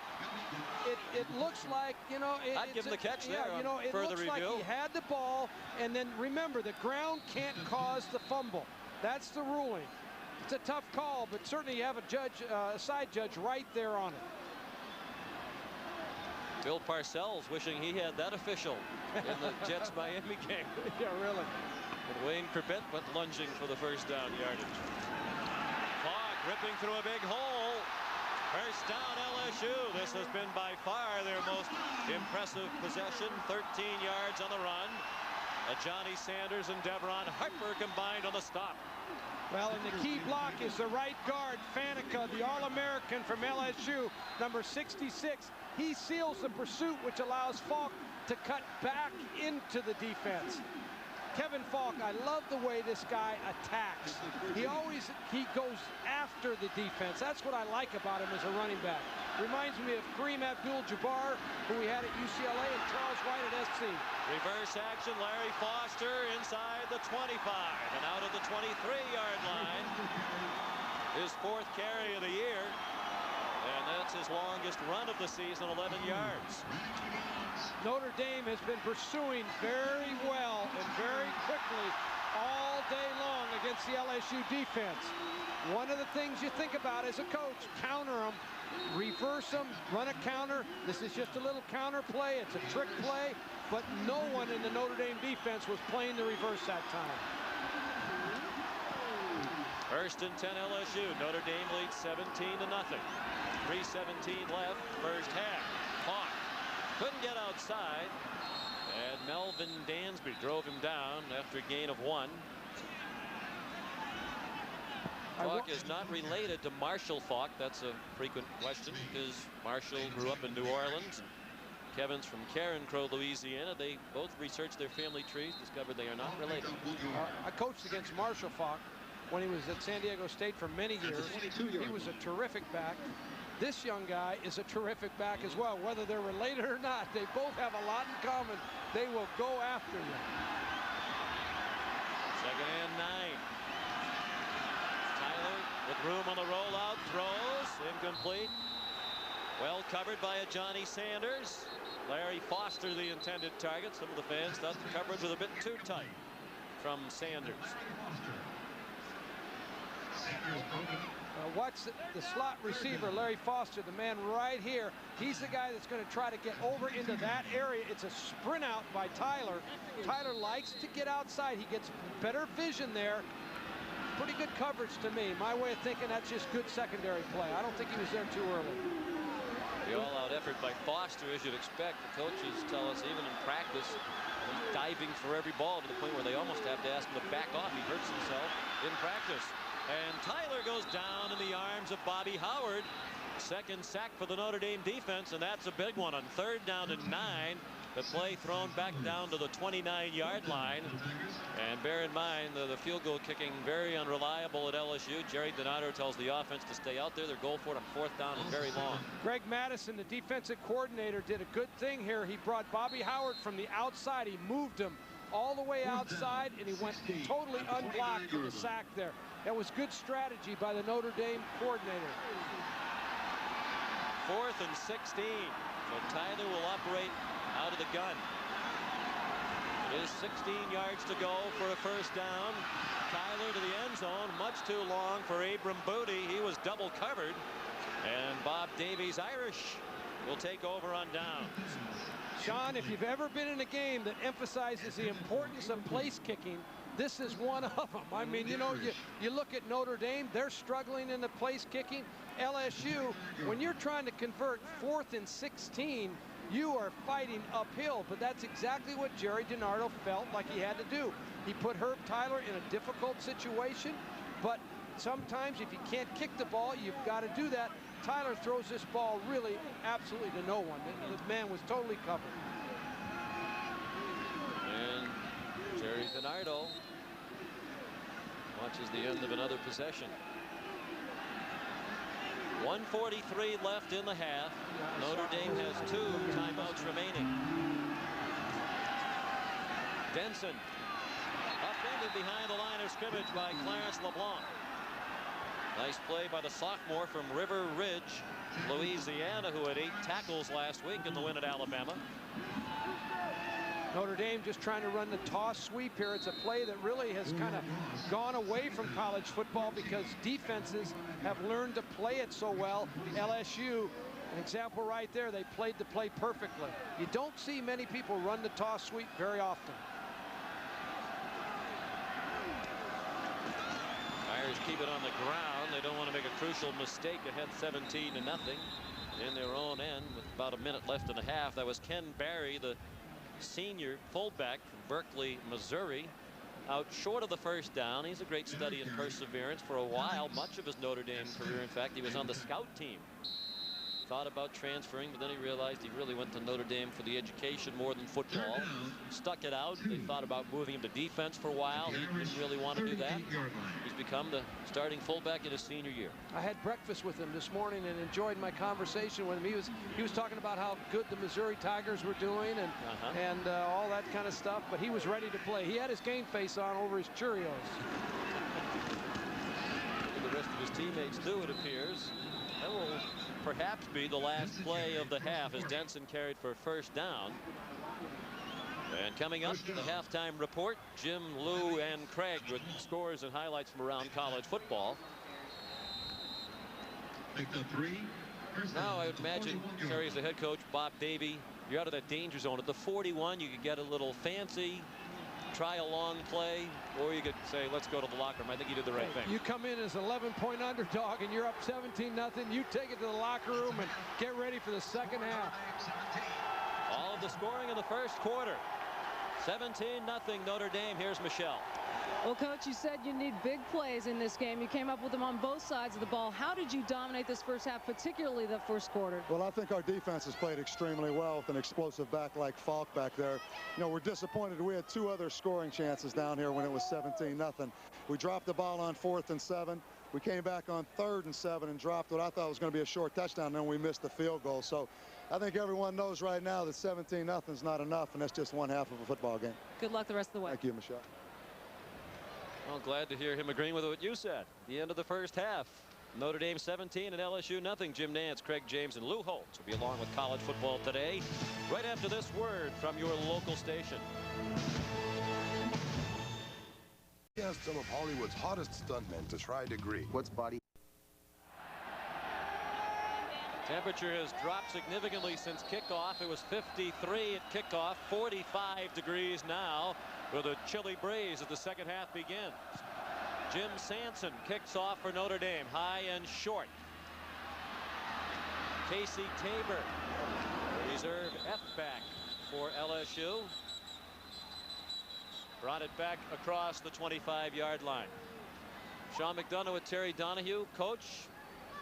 17-0 at the half in favor of Notre Dame, but you can sense the frustration on the part of Bob Davie. He knows it could have been more. Well, no question about it. Notre Dame really, as well as they've played, they have squandered some real opportunities. LSU, though, has been stymied. Everything they've done offensively, Notre Dame has reacted to, and Herb Tyler, the quarterback, certainly has gotten off to a slow start. He was 4 of 12 in the first half with 2 interceptions. He comes out throwing on target to Larry Foster, but he was a target for Allen Rossum, who banged him down after a short gain out to the 34-yard line. Halftime stats in terms of the total yardage and time of possession, fairly even, but the 2 turnovers by LSU a key. Both were interceptions thrown by Tyler. 6 at the 34-yard line. The opening kickoff was a big play, a 43-yard return by Allen Rossum that got Notre Dame out near midfield and set up the opening touchdown drive. Benny Gilbo made the tackle on Falk after another short gain out to the 37. That'll bring up 3rd down and a long 3. What'll be interesting this half is to see how LSU attacks, whether they stay with their normal game plan, which is primarily the running game and play action passing, or whether they put the game in Herb Tyler's hands and say, hey, we're behind 17, we've got to change, and you've got to win it. And you wonder if they get into a mode where they really have to pass with great regularity, if they'll go to the backup Brian Sparacino, who's more of a pocket passer. No, I don't think so. I think Herb Tyler's their guy. Following Tommy Banks, the fullback, and Falk has the first down. Allen Rossum made the tackle, but Falk gives LSU a 1st and 10, a minute and a half into the second half. First down for the Tigers. Rossum made the tackle. LSU has had a decided edge in the 3rd quarter this season. And again, they were 92-38 in the first quarter this season before Notre Dame put 17 on them. Notre Dame, on the other hand, has really had a tough time in the 3rd quarter this year. Scoreless in 6 of 9 third quarters. It's been a terrible 3rd quarter year for Notre Dame, and they've got to make sure that they do something about it in this particular game. Tyler's pass. Matter of fact, they're averaging, Terry, less than 10 points per second half this season. They've not been a good team after halftime. The pass intended for Tommy Banks. Bobby Howard had the coverage. It'll be 2nd down and 10 for Tyler and the LSU offense. You know, I think another factor, Sean, you mentioned earlier in the telecast about LSU at night and LSU in the day, and the crowd is a little bit flat. For 80,000 people here, they've been a little bit flat today, and this has not been the environment that I anticipated from the crowd. And several times LSU's tried to arouse them and get them going. Tyler, some terrific moves to turn that into a game. Looked like he might be sacked back behind the line of scrimmage, but Bobby Howard was called upon to make the tackle at the 46. And obviously part of that, Terry, the fact that Notre Dame got ahead almost immediately helped take the crowd out of the game. But they do prefer the night games, more time to warm up for the game. No question. Notre Dame's defense is doing a good job. They're keeping Tyler in the pocket. They're not letting him get outside. They force him to run up inside. When you do that, there's not as many running lanes. Although that's a positive gain, it prevents a big play. And that's the theory of the Notre Dame defense. Prevent that big play. Tyler has Falk wide open. Falk with work to do to get the first down. He's very close. Needed to get to the 49 of Notre Dame. Ivory Covington and Allen Rossum made the tackle. We saw Greg Madison. He knew what he was getting into today against Kevin Falk. He called Falk the best back we've played against this season. Well, Falk is so versatile. Not only is he a good runner, he's an excellent thrower. And the LSU coaches were saying that he has the best hands on the entire team. If you had to have a guy that you were going to throw the ball to, it'd be Kevin Falk. There's an example. He's a sure-handed receiver as well as a great tailback. Just that much short. About 2 inches. They'll go for this, Sean. They've got to go for this and get their team going and get their confidence and the crowd involved. I don't think there's any question. Extra tight ends come into the ball game. Pernell Hankton and Jamal Pack. 4th down has not been the friend of LSU today. The Tigers are 0 for 2. Of course, one of those was the 4th and 16 just before the half. I think your quarterback sneaked this ball. You've only got inches to go. You've got an All-American at guard. Follow that big old guard and get that first down. That's the right guard, Faneca, and Tyler did get the first down. Got across the 49 before he was knocked back.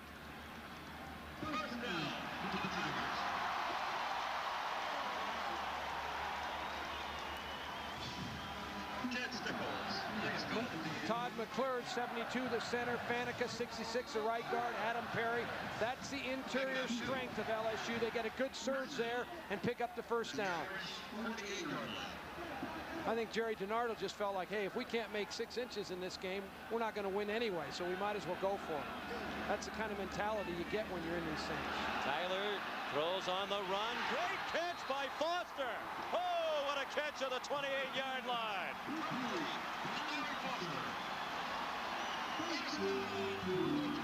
Larry Foster's in the slot this time and runs what we call a post corner. He just runs down the field and he breaks to the sideline, and the ball is delivered where only Foster can catch it, and he lays out, makes a remarkable catch. Great skill there with his hands, concentration with his eyes.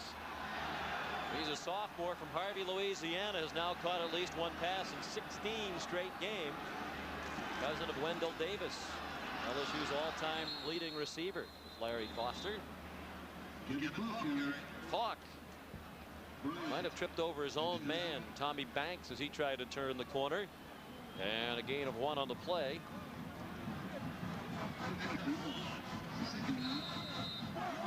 Gain of 1, 2nd and 9, just underway 3rd quarter, opening possession of the quarter.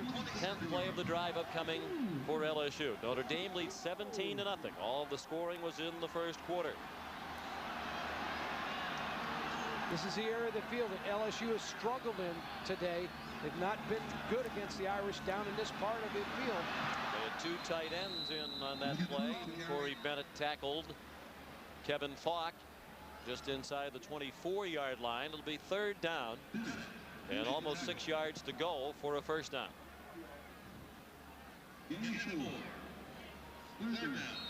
You know, one of the things that's changed in college football is the position of the hash marks. They've been moved inside more. In the old days, when the hash marks were out wider, you would sprint a quarterback like Tyler. You'd have more room to sprint him out, get him away from the rush. But now with the hash marks where they are, you can't do it as easily. You can still sprint, but not as easily. Toss back to Falk, trying to get outside.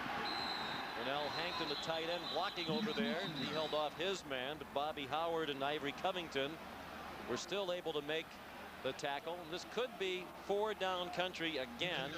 They've got just more than 2 yards to go on 4th down. They will go for it, or will they? Nope, the field goal unit coming out. Notre Dame scored first on the Autry-Denson run, first drive of the game after the good kickoff return to get the game started. Scott Senja's field goal from 29 yards made it 10-0. Then after a Johnny Sanders interception and return to the 15-yard line, Clement Stoltz capped a 3-play drive with a 6-yard run. Wade Ritchie. That kick hits the uprights. Now that epitomizes the frustration of LSU when it comes to the kicking game this season. This is the 10th game of the year for the Tigers. They haven't had a field goal made since the 2nd game of the season against Mississippi State in Starkville back on September 13th. Well, the ball has plenty of leg. I mean, it was a power kick. It was hit well, but it just hit that upright. Look at Bob Davie. He wants to field it and get it out of there. Just in case the officials weren't sure. Coach Davie ready to help.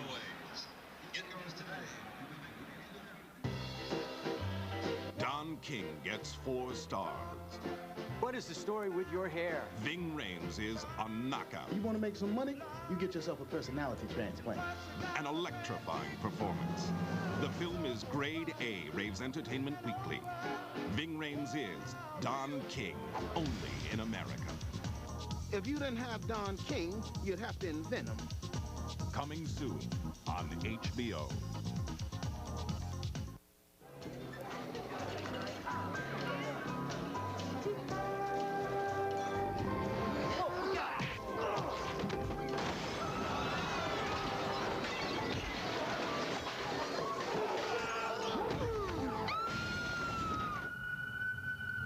Meet Sean Graham, veteran stuntman. This is how he lives. This is what he drives. What else would he drive? Chevy S10, like a rock. I thought quarterbacks were the smart ones. That's right. Ooh, he hasn't shaved. But it hurts. Another foam shaver.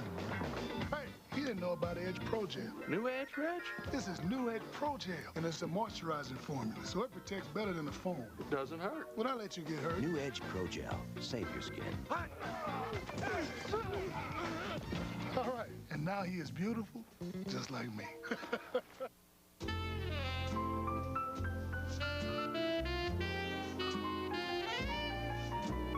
This wedding was paid for with the help of mutual funds from MetLife.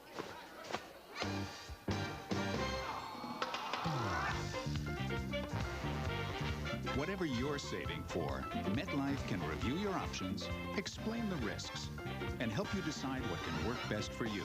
We'll help you make sense of it all. Get Met. It pays.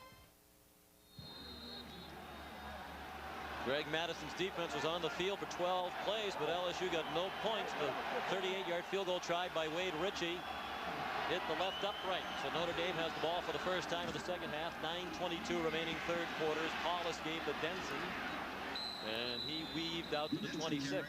Interesting coaching strategy again, Terry. Jerry DiNardo foregoing field goals in the first half in longer yardage situations. Now he has 4th and 2. They've got a nice drive going. He's down by 17 points. He has no confidence in his field goal kicker, and he elects to kick a field goal. Well, I tell you what was in Jerry's head, I think. You're starting a new half, and the percentage thing is to kick the field goal. 4th and 2, 2 yards, a hard thing to make. You don't make it all the time.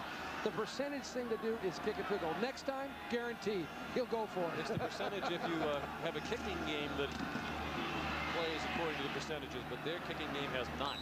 They've been woeful all year long, and Coach DiNardo is well aware of that.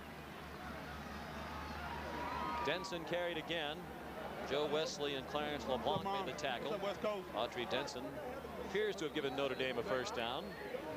And they will move the chains. 1st and 10 Irish just beyond the 32-yard line. That was an outstanding surge by the Notre Dame offensive line. And as you mentioned earlier, Sean, this is a critical third period for Notre Dame. They've got to come alive, score some points, keep the ball, move it, and play like they did in the first half and not go into a funk like they have in games past in the third quarter. Hollis, after a play-action fake, throws. And it is caught by Dan O'Leary, a tight end, out to the 46-yard line. A gain of 13, another first down. Jimmy Coletto, the offensive coordinator at Notre Dame, said that the LSU linebackers run to the ball and they don't play tight ends who drag across. O'Leary drags across. The whole defense will move this way, and O'Leary comes away from it, and he's wide open in a seam there. He's as open as you can be. Now that's a big old tight end. He looks more like a tackle playing tight end, but that's an effective pass. Thrown much more regularly to the tight ends today. Leary had just 5 catches all year prior to that grab, and Jabari Holloway had 3 catches all season. He had a couple in the first half. Benson made the tackle. Very little on that play as Mike Sutton made the stop.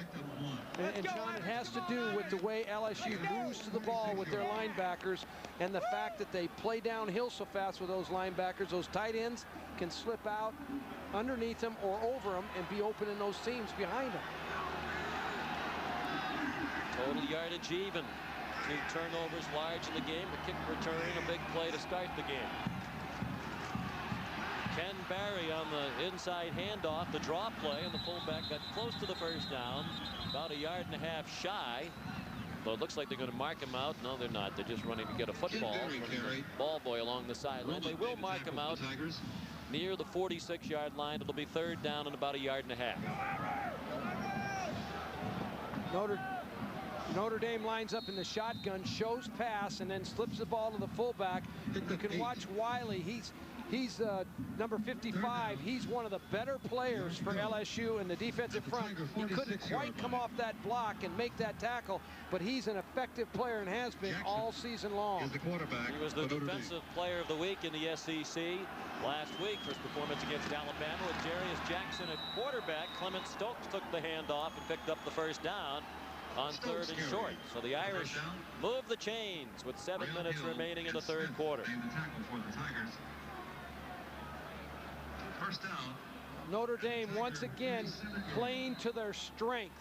The big offensive line that we talked about earlier. They're the key along with their backs. They're starting to pound away, and they have dominated from start to finish this game up front with that big line.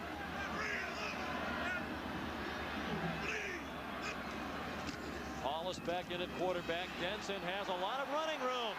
Autry Denson inside the 15 and knocked out of bounds at the 3-yard line. Rayon Hill saved the touchdown. 34 yards for Denson.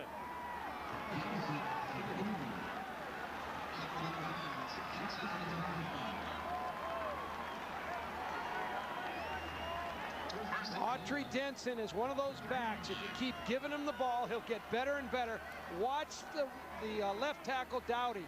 He is the one that enables the tailback now to cut back into this seam. That's the seam that the tailback wants. When you get the ball deep, he can see that seam if the backside tackle does a good job. Full house backfield with Jackson back in at quarterback. And the play is stopped short of the goal line. Get up. Tony Driver was the ball carrier, reserve tailback, and he was stopped at the 1. Driver's a true freshman from Louisville, one of the most highly recruited players in high school football last year out of Male High School. He was a first-team high school All-American.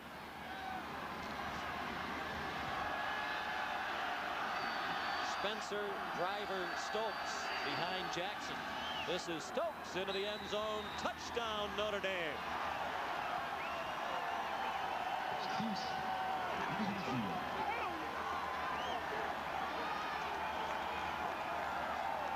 Notre Dame has gone back to old Notre Dame football. This is not the way Notre Dame played earlier in the year. This is the way Notre Dame has played in years past. And what they've done, they've lined up with that huge offensive line and just totally dominated the LSU defensive front to this point. Scott Senja, senior from Melbourne, Florida. That's the extra point. Second touchdown of the day for Stokes. That one capped a 9-play drive. Michael Jordan is CEO Jordan. Halftime at the United Center with the Bulls leading 62.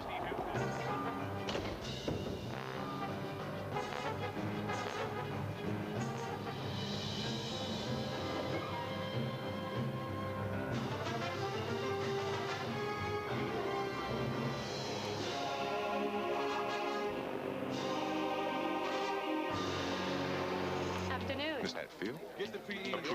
ASAP. Proceed. Authorize. Deny. Give me the Nikkei close and the Detroit score. Double mesh? Double mesh. Double mesh. Double mesh. Make the logo bigger.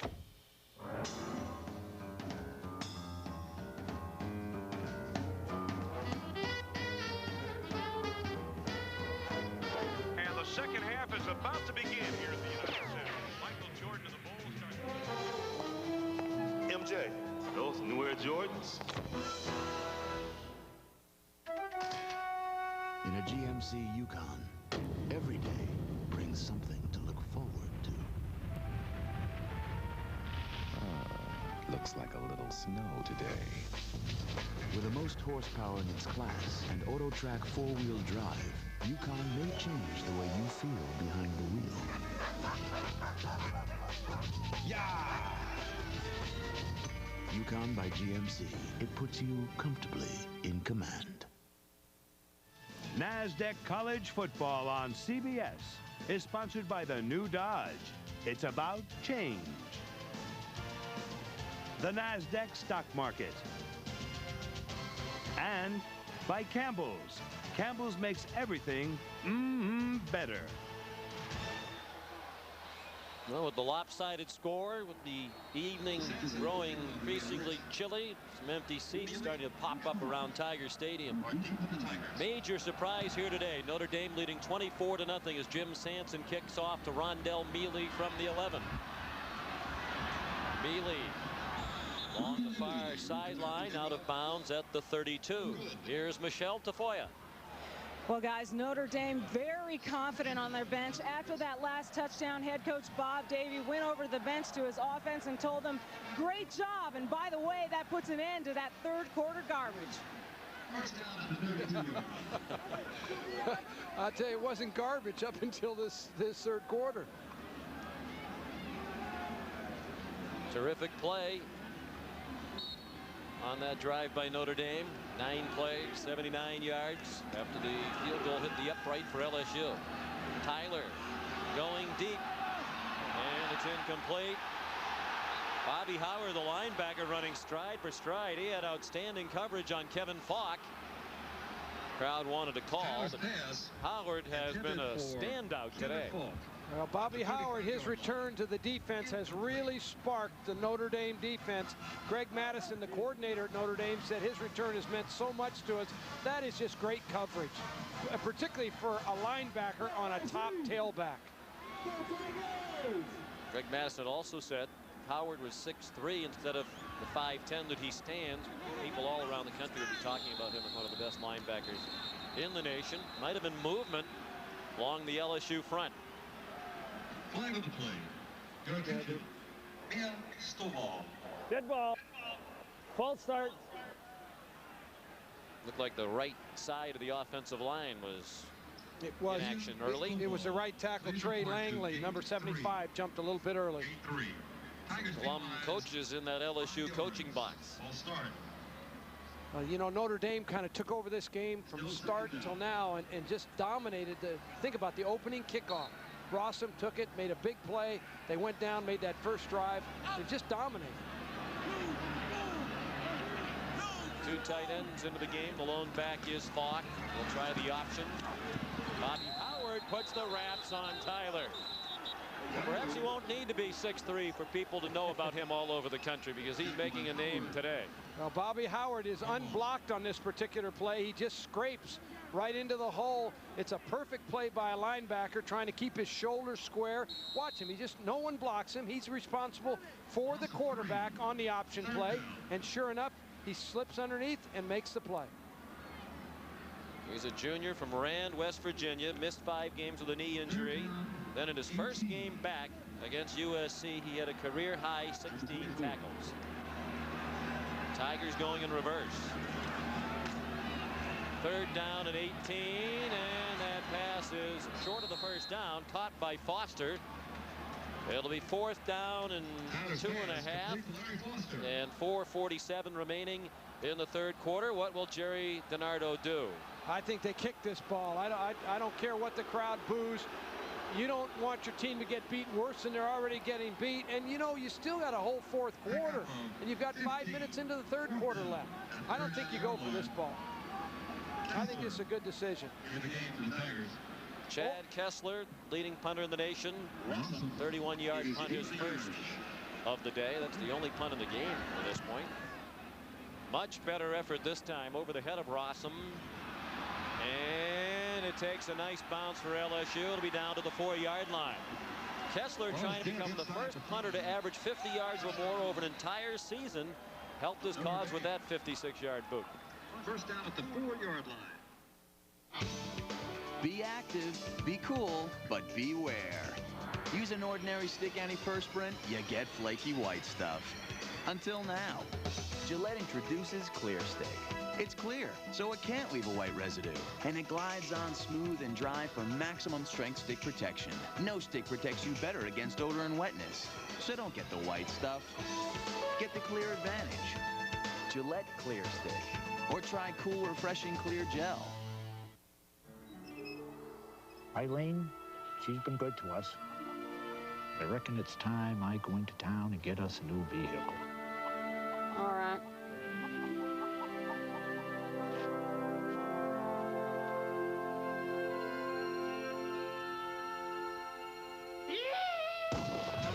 Love is only true in fairy tales. Wow!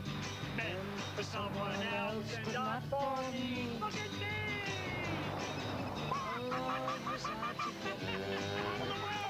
That's the way it's disappointment. Hey! Leland?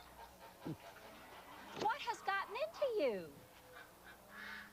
I don't know, but I like it. I'm a believer. I couldn't leave her if I tried.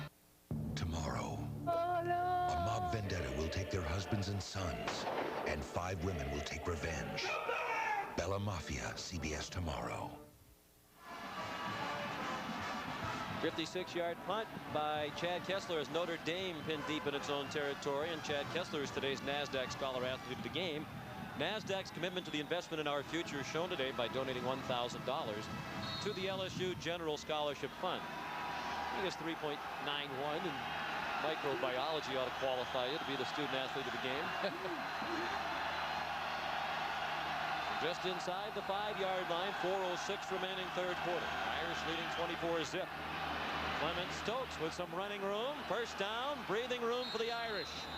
Out to the 24. Rayon Hill pushed him out.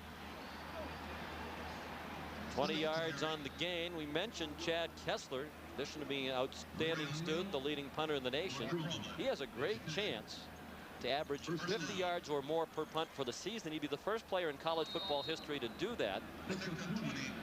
Right now he's leading by more than 2 yards per punt. And here's the all-time record. Reggie Roby's had a terrific career in the NFL. 49.8 for Iowa back in 1981. You wonder if this LSU defense is either very tired or starting to give up a little bit. But right now, Notre Dame is just running all over them. Clement Stokes tackled by Charles Smith. Well, Notre Dame is having their way right now with LSU. And I go back, Sean, I think when Bob Davie looked looks back on this season, he's going to say, you know, we veered too far from traditional Notre Dame football early in the season. But I think he's adjusted, and that's the mark of a good football coach, someone that can adjust. And he and Jim Coletto are now, to me, back on track. They're doing what Notre Dame does better. I think the idea was a good one, to make the offense a bit more diverse, but they tried to do it in one large chunk at the beginning of the season. Exactly. And they lost a lot of what had made them successful in recent years. You have to make transitions like that slowly. Stokes again. What a turnaround his season has been. Earlier in the year, he was a total non-factor. We had the Pittsburgh game about a month ago. He had 2 carries for the whole year in 5 games going into that game. And since then, he's been a regular part of the offense. He's had 53 carries since the Pittsburgh game, including the 9 today. He went over 100 yards in that game against Pittsburgh with 109. Well, and I think Notre Dame invested a lot in Tony Driver, their freshman tailback, and they wanted to see if he could get it done. And, you know, it takes freshmen a while generally, and certainly in Tony Driver's case, he'll be a great player for him. It's just going to take some time. Paulus asked for a timeout with the play clock running down.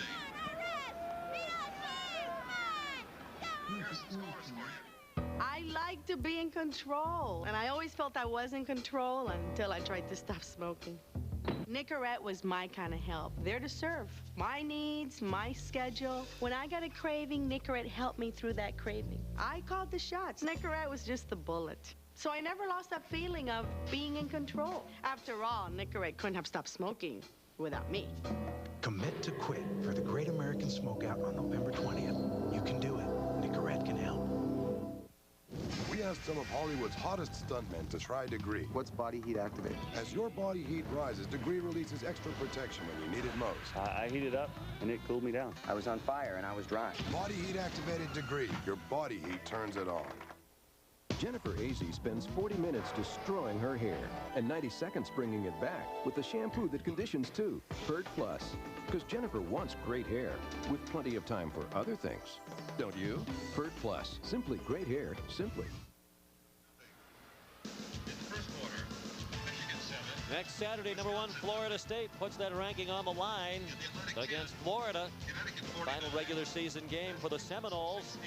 Our coverage begins next Saturday, 3 Eastern Time, NASDAQ College Football, right here on CBS Sports. After the Irish timeout, 2nd and 7 for Notre Dame.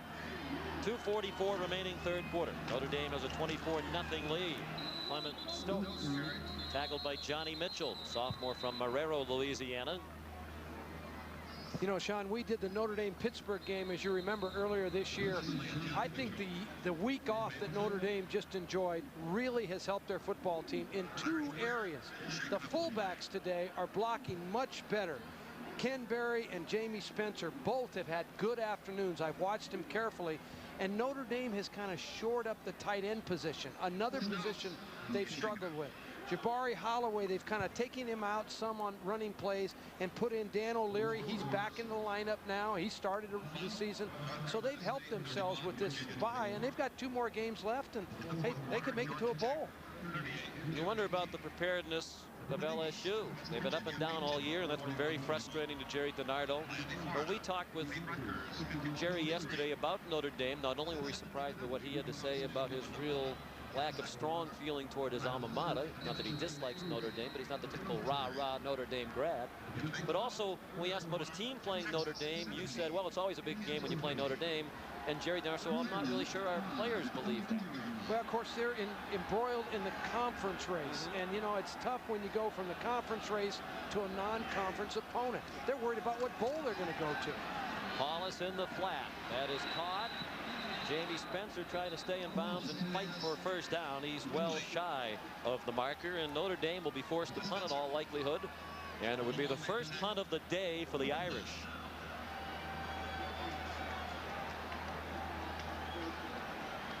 LSU still a part of the tie atop the Western Division of the Southeastern Conference with 1 game remaining after today at home against Arkansas. Mississippi State controls its destiny in the West. There's a 3-way tie between the teams tied right now. The Bulldogs would go to the SEC title game in Atlanta. Hunter Smith, the punt to Kevin Falk. He could desperately use a long return from Falk. Smith having a good year punting. 44-yard average, and you knew that was going to happen right on cue. Well, he's cold after standing around all day. Well, you're right. You know what? You're on that sideline. It is cold down there. You haven't been kicking the ball. That can happen to you. Stahl a little bit upset on the far sideline. I don't think he likes the spot, but regardless of the spot, it wasn't going to be very far from the line of scrimmage. 15 yards the punt from Smith, the junior from Sherman, Texas, averaging 44 per punt coming in. That was 18th in the nation. So he's been one of the best in the country this year. Not that time. Well, not only that, he's kicking into a wind, and it's a fairly gusty wind if you look at it. And now the rain has started to fall. Add precipitation to injury and insult for LSU today. Falk out to the 46-yard line. This week, click on to cbs.sportsline.com and make your choice from our list of college football's all-time greatest games. Then tune into our game next weekend. Hope it'll be one of the all-time greats. You can find out the fans' choice in the Packard Bell CBS Sportsline all-time greats poll. Now listen, I'm insulted there. Now there ought to be a UCLA-USC game on there somewhere. I've been involved in 25 of them. I know some of them are. Were any of them particularly right down to the wire or wacky plays? All kinds of them. The only ones I liked were the ones we won. Not surprising. There's Falk with a first down. But they're running out of time, given that they're down by 24 points. Here, a half-minute remaining in the third quarter. That's 12 yards on the run for Falk, and Benny Gilbo knocked him down. That's a nice little counter play to Kevin Falk. Watch the fullback, though, as well. Banks, the freshman, he's the lead blocker, and he's a powerful lead blocker. He faces up that guy and gives Falk the running room that he needs. Falk keeps punishing, running in there tough. That's what I like about him. I admire him as a player. Tyler on the sprint out to the right, throws on the run. Abram Booty, nice job walking the tightrope. He has a first down for the Tigers at the 22, and the clock will stop with 15 seconds left in the third quarter. 21-yard gain, and an Irish defender slow to get up. It's Benny Gilbo. Well, Herb Tyler gets out on the corner with this pass. It's a sprint pass. And Booty runs a flag route. He runs inside, then he gets out to the sideline. And again, it's a safe pass. And Booty does a great job keeping his feet in bounds and hanging on to this ball. It's a real hit by Gilbo. And Benny's injured. He had a big interception today in front of his hometown friends and family. And he had a key interception in the end zone last week against Navy in the fourth quarter. Turned the momentum back for the Irish. It started their 93-yard game-winning drive. He laid out. He really went after that and tried to knock the receiver Booty out of bounds before he could catch it. It's a good effort by him.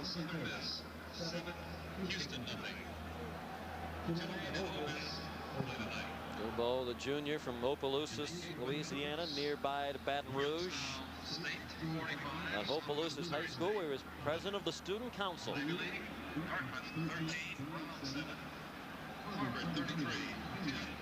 Sean, I go back to this game, and you know, we've seen LSU in this area of the field often.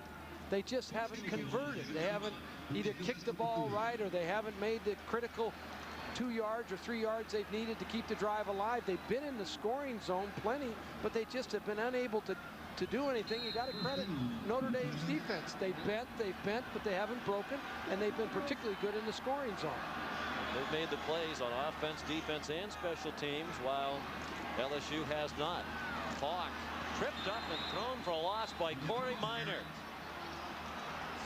The junior from Laverne, California, who was the National High School Player of the Year when he was a senior at Bishop Amat. Corey Minor just split the tacklers. Nobody blocks him. He's right there. You can see him. He's supposed to be blocked either by the fullback, who misses him, or the pulling guard. Neither one block him, and he makes the play. That's the end of the third quarter. The score, Notre Dame 24 and LSU nothing. We'll return to Tiger Stadium right after this message and a word from your local station.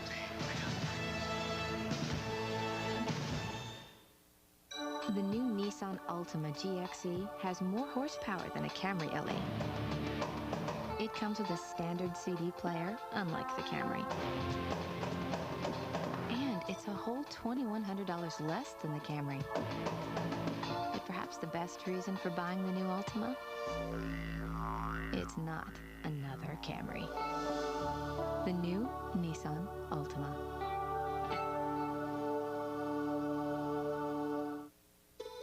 They created their microprocessor in 1971, and the faster their chips have performed, the faster their company has grown. Today, the Intel design is the brains behind the majority of the world's PCs. By the 21st century, their chip could execute 2 billion instructions in 1 second. Where do you learn about such fast-thinking companies? Exactly. NASDAQ.com.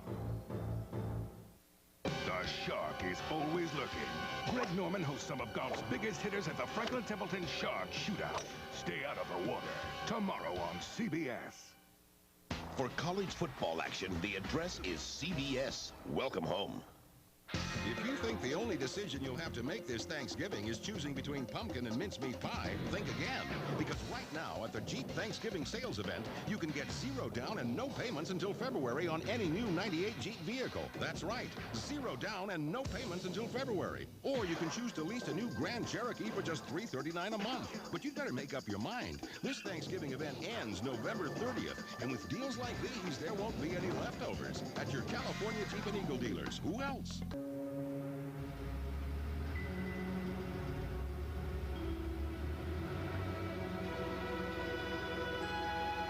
What if nothing stood between you and where you needed to go?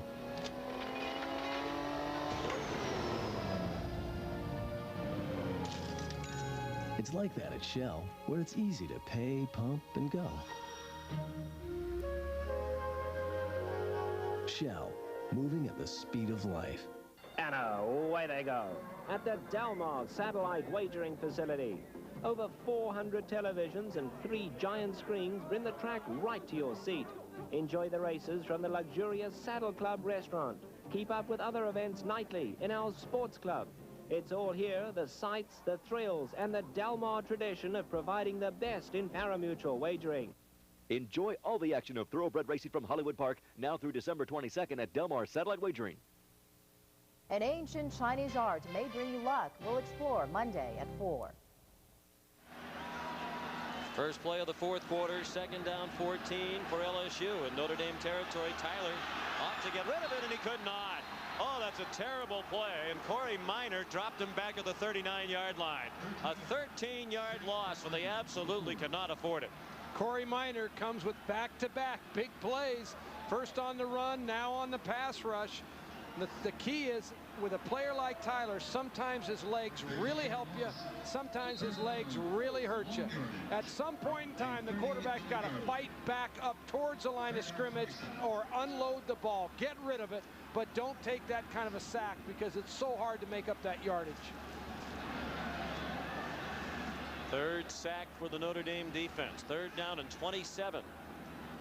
Tyler out of the shotgun. Swings it out for Kendall Cleveland. He'll get nowhere near the first down. Down at the 31. They need to reach the 13-yard line.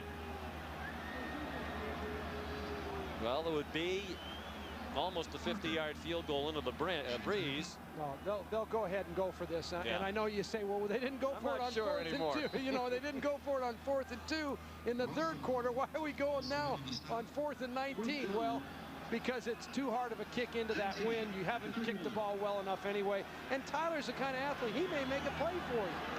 Throw it up, just make sure your guys get to the first down marker. He throws, and it is almost intercepted by Bobby Howard. So Jerry DiNardo's team still has not made a big play all day when they have needed it. Then they turn it over on downs again with 13:28 remaining, with the Irish leading 24-0. The Notre Dame defense has totally shut down the LSU offense. They've gone ahead, they've given up some rushing yards to Kevin Falk. Tyler has not been effective against this defense, and their defense has bent, but it certainly has not broken. Hamstring injury for Benny Gilbo. We're told he's finished for the day. No likelihood they should not need his services. Well, the attendance today was 80,566, but only about half of them are still here. Kai Nelson, the motion man. Hollis, the quarterback. Looking deep. And incomplete. Notre Dame all of a sudden very confident with that offense, up by 24 and looking for more as they wing it down the field. Well, they were trying to hit the tailback going down that sideline. LSU played it very well, but I think you've got to credit the Notre Dame coaches. They've adjusted offensively to what they were doing earlier in the season. I think that's a mark of excellent coaching. I also think that the Notre Dame defense, because it's healthy for the first time all year, the best it's been, they're playing better. They've had key injuries, particularly to the defense, all season long. Bob Davies said they really needed that bye week last week because they had 21 players last week who were unable to practice due to injury. Some of those players got healthy during the time off. Clement Stokes lowers a shoulder. He ran right over Mark Roman and moved the football out near the 38-yard line. Sean, isn't it interesting? You get to be a better coach as your better players get healthy, and all of a sudden, things start to work for you, and you're not such a bad coach. And I think that's one of the things that happened to Notre Dame. I don't think they had a bad coaching staff. I think they had a lot of bad luck early, had a lot of injuries, as you mentioned, particularly on defense. They had a weak spot at tight end and fullback.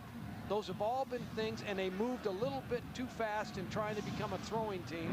All those things affected them, but I think they're back on track right now. And you come into LSU, and you're whipping them 24-0 in the fourth period. You've dominated a pretty good football team.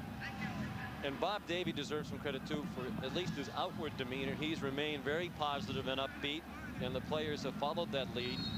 And inside, a lot of this had to really be eating at him. Oh, it's torture. It's torture what he's gone through. But how about Ron Paulus? Boy, you got to respect the job he's done of keeping his cool and leading the team. And he is so popular with the players and coaches. I marvel at how they all come to his defense and always talk about his leadership and what a tough competitor he is. 3rd down and 3. There's a problem with the play clock. That was the reason for the stoppage. Stokes seeing a lot of action at tailback, with Notre Dame in possession of the big lead.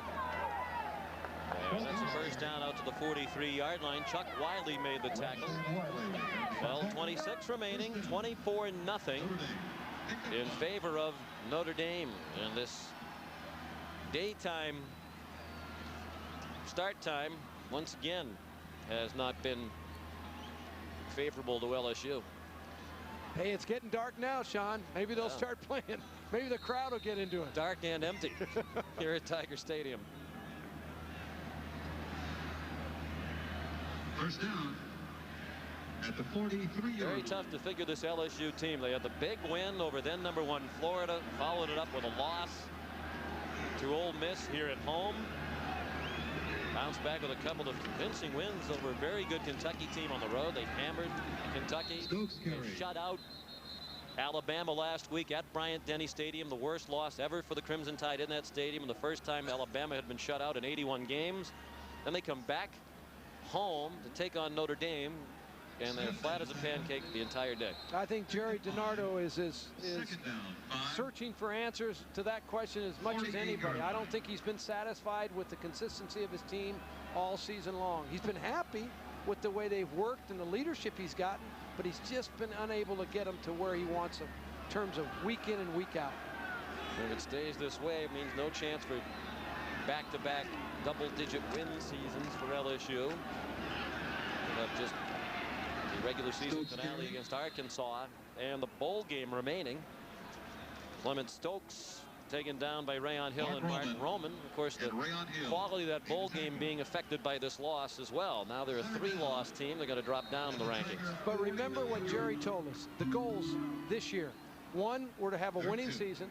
2 were to win the Western Division. And all of a sudden you're in the Western Division race, and now you have to come in and you have to play a national team like Notre Dame, and it's tough to get focused regardless of who you are. That's a hard job. I've been there. Yeah. It is. It's a difficult job. Always been amazed that young men who gear their whole year around playing 11 games can't get fired up for all 11, particularly a game on national TV against Notre Dame. Wow. Sunday night, a big event on CBS Sports. Bella Mafia, when a deadly vendetta takes their husbands and sons. 5 women will take revenge. It's from the producer of The Last Dawn, Vanessa Redgrave, Natasha Kinski, Jennifer Tilly, Dennis Farina, all in Bella Mafia, a world premiere event Sunday on CBS. That would be tomorrow. Hunter Smith came in punt formation, then he moved under center. They're going to run a play on 4th down and less than a yard. Jerry Donato tried to get a timeout, and he does. Timeout, Tigers. Notre Dame tried to catch LSU off guard, but it did not work.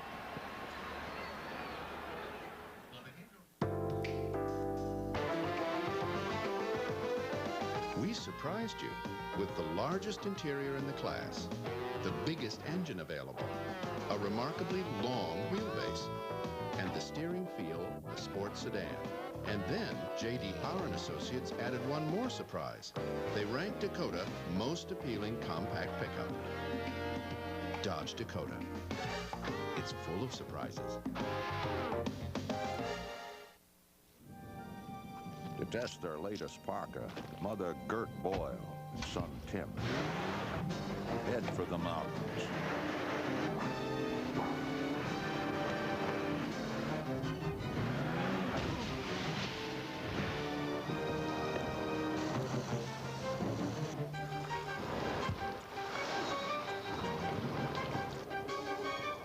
Columbia Sportswear.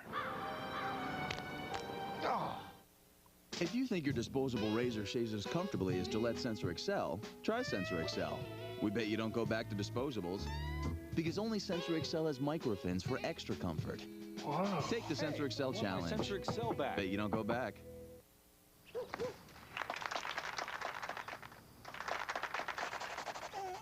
Is your dandruff sending the wrong signals? Get Selsun Power. Doctors recommend Selsun Blue #1. So don't send the wrong signals. Get Selsun Power. Monday on The Late Show. Man, what a show we have for you. With Richard Simmons, tennis star Venus Williams, and Winona. Because if it's Monday, it must be Dave. Well, most of the fans have departed. Some who have remained have decided it's nap time for the Nanook. Well, no. Welcome back. Well, after the timeout, Notre Dame moves back into punt formation. Hunter Smith creeps up closer to the line of scrimmage. And he's going to throw a pass. And they have it well covered, so he'll throw deep, and that's well covered and incomplete. Boy, I'll tell you what, Sean, I'm not one for second-guessing calls. I've been on the sidelines for too many years, but I do not understand why Notre Dame would not have punted that ball. That ball should have been punted. You had it. You have this game locked up. Don't give a guy a chance. No, that's not understandable. They shift the punter up. They shift him up. They snap in the ball, and he's going to try to throw downfield. LSU plays it perfectly. I think Bob Davie and his staff have done a great job all day long, but that was a coaching error. Yep. Kick him down in the corner. They can take the long road back. Still 10 minutes left. Tyler going deep, looking for Booty. He's well covered, and the ball is overthrown. Devron Harper running in coverage with Booty. Well, tomorrow here on CBS, final round coverage of the Franklin Templeton Shark Shootout from beautiful Southern California. The leaders after 2 rounds, Bruce Litsky and Scott McCarron. They have a 2-shot advantage over John Cook and Peter Jacobson, but a lot of teams well within striking distance. Greg Norman hosting the Shark Shootout tomorrow, 3:30 Eastern Time, right here on CBS Sports. Second and 10 near midfield. Falk.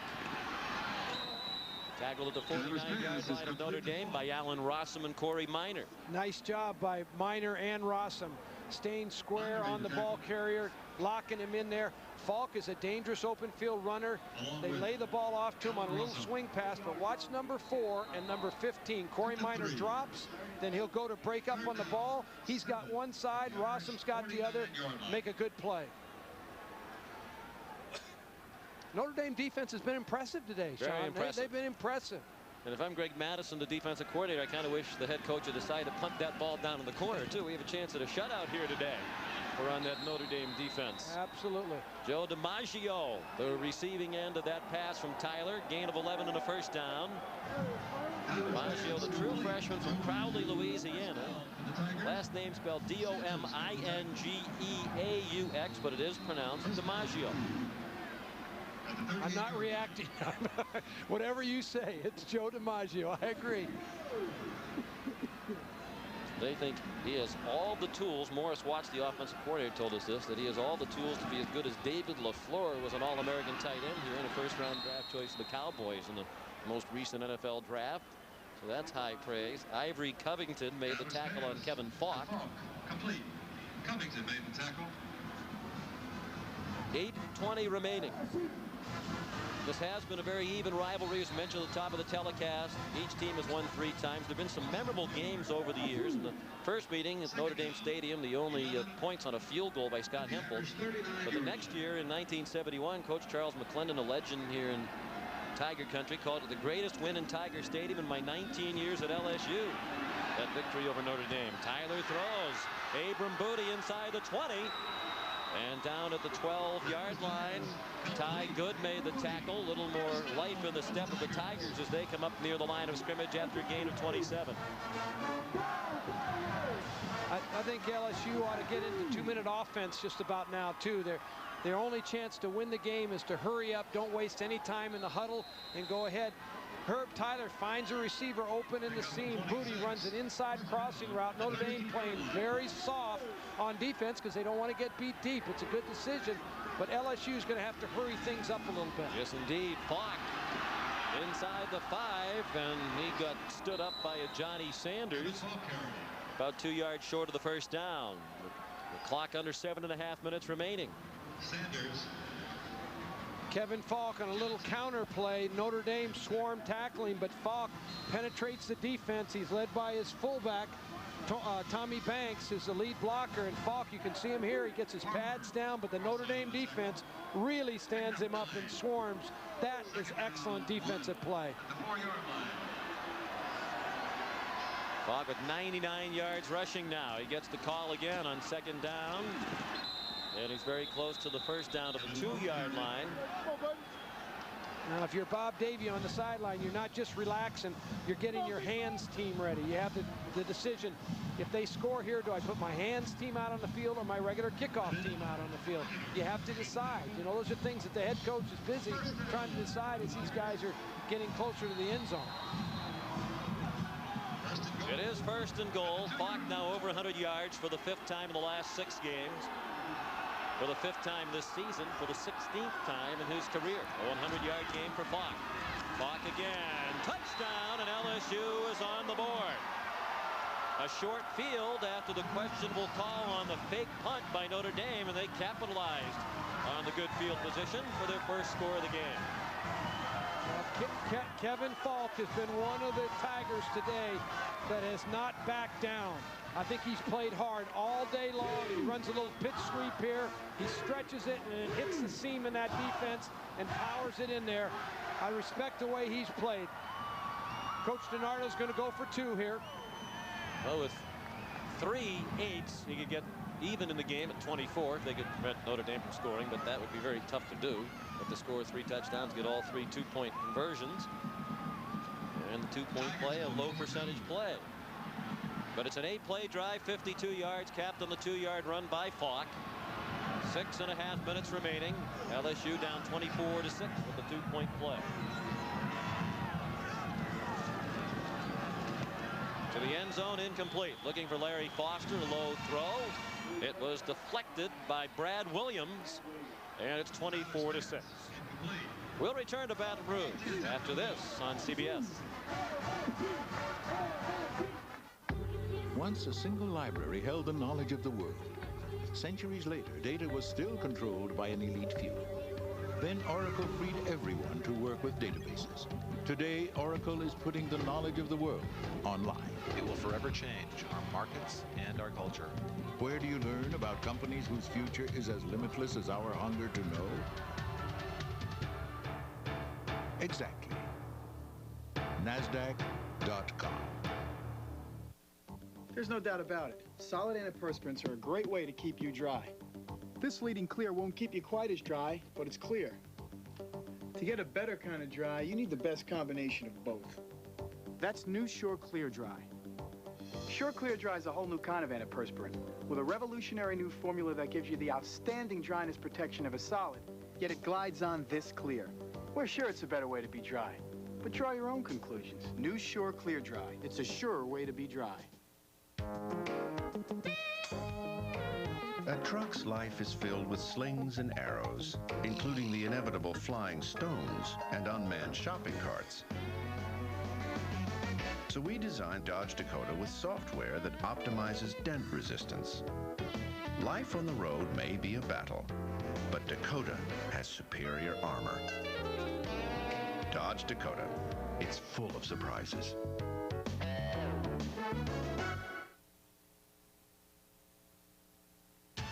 NASDAQ College Football on CBS is sponsored by the new Dodge.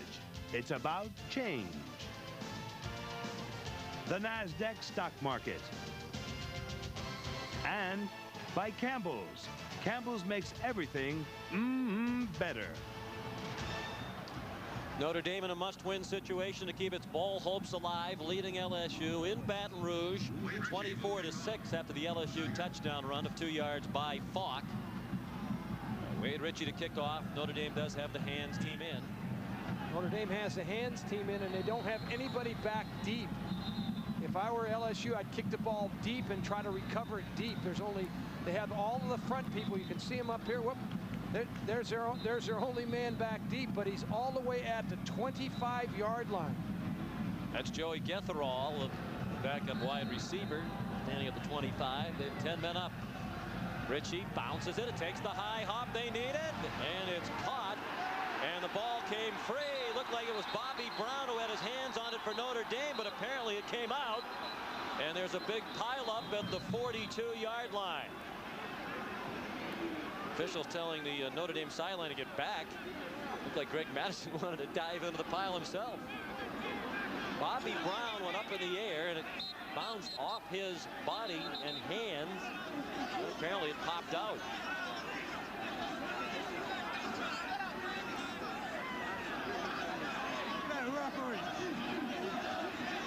LSU players still gesturing that they have it, but the Notre Dame players are too. Pointing contest. And the referee says Notre Dame ball.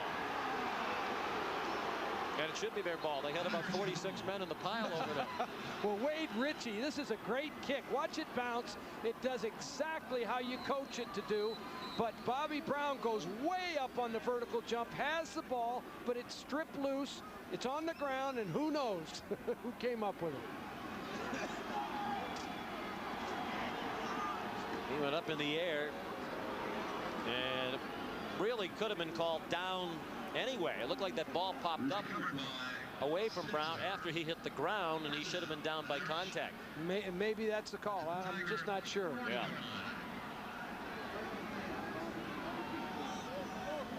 Bob Davie has the ball at the 40-yard line. The Irish first and 10, 40 of LSU, 6.5 minutes remaining.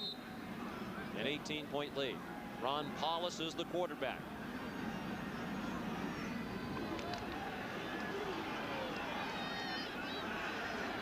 Tony Driver is in at tailback, the true freshman, lined up behind Jamie Spencer.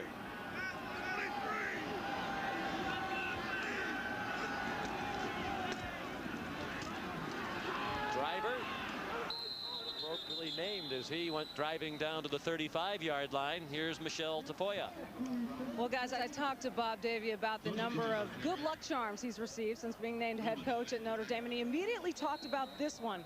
This is actually a preserved leaf from Newt Rockne's funeral flowers, and it was sent to him by a woman who actually attended Newt Rockne's funeral back in 1931. She was so concerned about it getting to Bob Davie in time that she had it laminated, and she wanted it delivered safely, so she had a friend laminate it and drive it from Dayton, Ohio to South Bend, Indiana, and hand deliver it. And it seems to be working today, guys.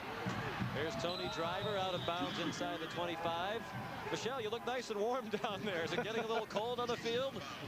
First down, Notre Dame. Well, apparently we lost Michelle's mic. It's, yeah, I'm so cold that I was frozen at solid, not able to answer the question. That's part of the problem. My hands are cold around anything that I hold. You know, I feel sorry for the guys who are getting ice down here, because as cold as it is, and then to add ice packs onto their various strained muscles, it's got to be extremely painful. And painful to watch for Jerry DiNardo. That's quite a story. That's about at least a 2-hour-plus drive, I believe, from Dayton over to South Bend to bring that image of Coach rocking. Coach Davey says he's never surprised by outpouring of support or emotion for Notre Dame football. And here's it from fans all over the country. Jamie Spencer, the ball carrier. Here's the man carrying the ball for us, Jim Nantz. All right, thank you, Sean. To the 101st meeting, the Deep South's oldest rivalry. And on the sneak, Damian Craig scores Auburn's touchdown, only the 3rd touchdown in the last 4 games. And these two last year went 4 overtimes. You might recall that one, Sean, as we go back to you. That's a big game for LSU. Like to see Auburn lose that game. Competing with Auburn and Mississippi State for the crown in the Western Division of the Southeastern Conference. Jamie Spencer, the ball carrier. So still a chance at the SEC Western Division title for LSU. And a chance to go to the title game in Atlanta. But what a terrible way to go in the last game of the regular season against Arkansas the day after Thanksgiving here on CBS. That'll be a must-win situation for LSU. Well, and with Mississippi State winning today as well. Mississippi State against Alabama. So now 7-2. There's going to be a lot of pressure on everybody the last week of the season. Deep handoff, and Driver did not get the first down yardage. He's down to the 20, about 5 yards short of the first down. Tackled by Chris Cummings. He's also a track athlete here on the LSU campus and a outstanding sprinter. As a matter of fact, a track All-American as a sprinter. Notre Dame's doing a good job, Sean, running the clock here, and they'll go for this, of course. LSU used a timeout on the fake punt by Notre Dame, and they're going to have probably about 3 minutes left in the game by the time they get this ball back, if Notre Dame does not convert this 4th down try. From the 20, 4th down and 5, the rain continues to fall. 3:27 remaining, the Irish leading by 18 points. Hollis running for his life. McFarland sacked him back at the 31-yard line. 11-yard loss on the play, and LSU takes over on downs with their faint hopes still alive. Ron Paulus came out on a play-action pass off the tailback fake, and this was a play designed to throw the ball into the end zone. LSU had it well covered, but Ron Paulus, he elected to keep the ball instead of throw it away. He really needed to unload this ball. 3 minutes, 18 seconds remaining in Baton Rouge.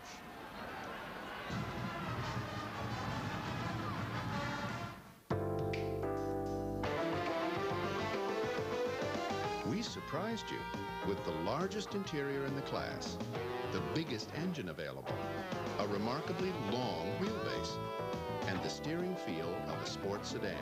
And then J.D. Power & Associates added one more surprise. They ranked Dakota most appealing compact pickup. Dodge Dakota. It's full of surprises. 2 tickets, $28. 2 hot dogs, 2 popcorns, and 2 sodas, $18. 1 autographed baseball, $45. Real conversation with 11-year-old son, priceless. There are some things money can't buy. For everything else, there's MasterCard. Accepted all over, even Major League ballparks. I met this girl in Venice. She was like an angel. It was only one day. It was a day I wanted to remember forever. It was a day I didn't load the film right. I should have had a Kodak Advantix camera with easy drop-in film loading. An orphan boy with paranormal powers, a sinister government project, and only one force can come between them. Chuck Norris's Walker, CBS tonight. Notre Dame scored 17 points in the first quarter. They've been comfortably in front throughout. Leading 24-6. LSU first and 10 at its own 31. 3:15 remaining as the ball is thrown out to Kendall Cleveland. Barrels his way to the 37-yard line. And it looks like LSU will go without a huddle, and that's a good idea given the predicament that the Tigers are in. Clock under 3 minutes remaining now. Lamont Bryant made the tackle on Cleveland. Notre Dame's done a great job today against the 5th best rushing team in the nation. Of course, part of it is that LSU has had to throw, playing from behind all day. Tyler's thrown 27 passes, more than twice as many as he threw last week against Alabama. Lance Legree made the tackle on Tyler on that play. It'll be 3rd down. And the Notre Dame defense, they've given up yards and things haven't gone exactly the way they anticipated everything going, but certainly overall they have played extremely well. On 3rd down, the pass caught by Foster for a 1st down. Terry, we spoke of this rivalry, and they will play again next year, and then that'll probably be it, because as Jerry DiNardo says, these days you want to not play such tough teams in your out-of-conference schedule with an eye toward getting into the Alliance. But some great games over the years in this rivalry. 1981, Notre Dame won in South Bend, the first game for Jerry Faust as head coach of the Irish. That would be one of his highlights. The Irish ranked 4th at the time back there in 81. 1986, the last meeting before today's get-together. Lou Holtz in his first season, and he was on the short end here at Tiger Stadium as Tommy Hudson went on in the NFL, threw 3 touchdown passes. The Irish went for a 2-point conversion late and were denied. Tyler lofting it up, and it is intercepted by a Johnny Sanders. His 2nd of the day, then the 3rd for the Fighting Irish. Tyrone Frazier was the intended receiver. Herb Tyler was just trying to make something happen. Greg Madison, his defensive troops have sure risen to the occasion today. And Herb Tyler just threw this ball into coverage. There was really no hope of making a completion, but he was just trying to make a play, trying to create something. Johnny Sanders just waiting on this ball to come back. It's great safety play by Notre Dame. I think, Terry, if you were making the football movie and had to cast the defensive coordinator, Greg Madison looks about what you'd expect the defensive coordinator to look like. Well, they did a great job. They were ready to play. I could tell at the pregame meal they were ready. They just, you know, their tradition, all of their great successes in the past. You can't keep programs like that down forever. Sooner or later, they'll rise up, and Notre Dame rose up today. Paulus hands it off to Tony Driver.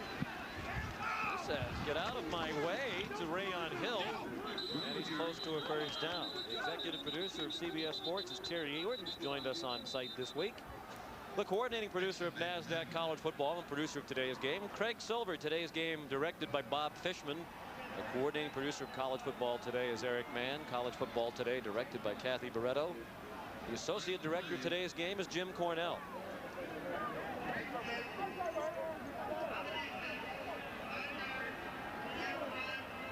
Penalty at the end of the run. And apparently it's for some sort of a late hit against LSU. 5 yards. Might have been a face mask. It was. 1st down.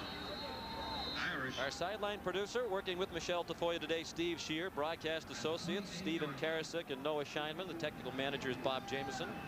Technical director, Jeff Ringel. And the audio supervisor is Jim Budka. We always appreciate Jim, our audio supervisor. We appreciate all of our great technicians. But Jim manages to find some sound effects to play in our headset from time to time to keep things loose. Out to the 45-yard line goes Jamie Spencer with a first down, under a minute remaining. 17-yard gain for Spencer. Jamie Spencer deserves that carry, Sean. He has done a good job blocking along with Ken Berry today. They haven't carried the ball very often, but those two fullbacks have earned their scholarships today blocking for the tailbacks.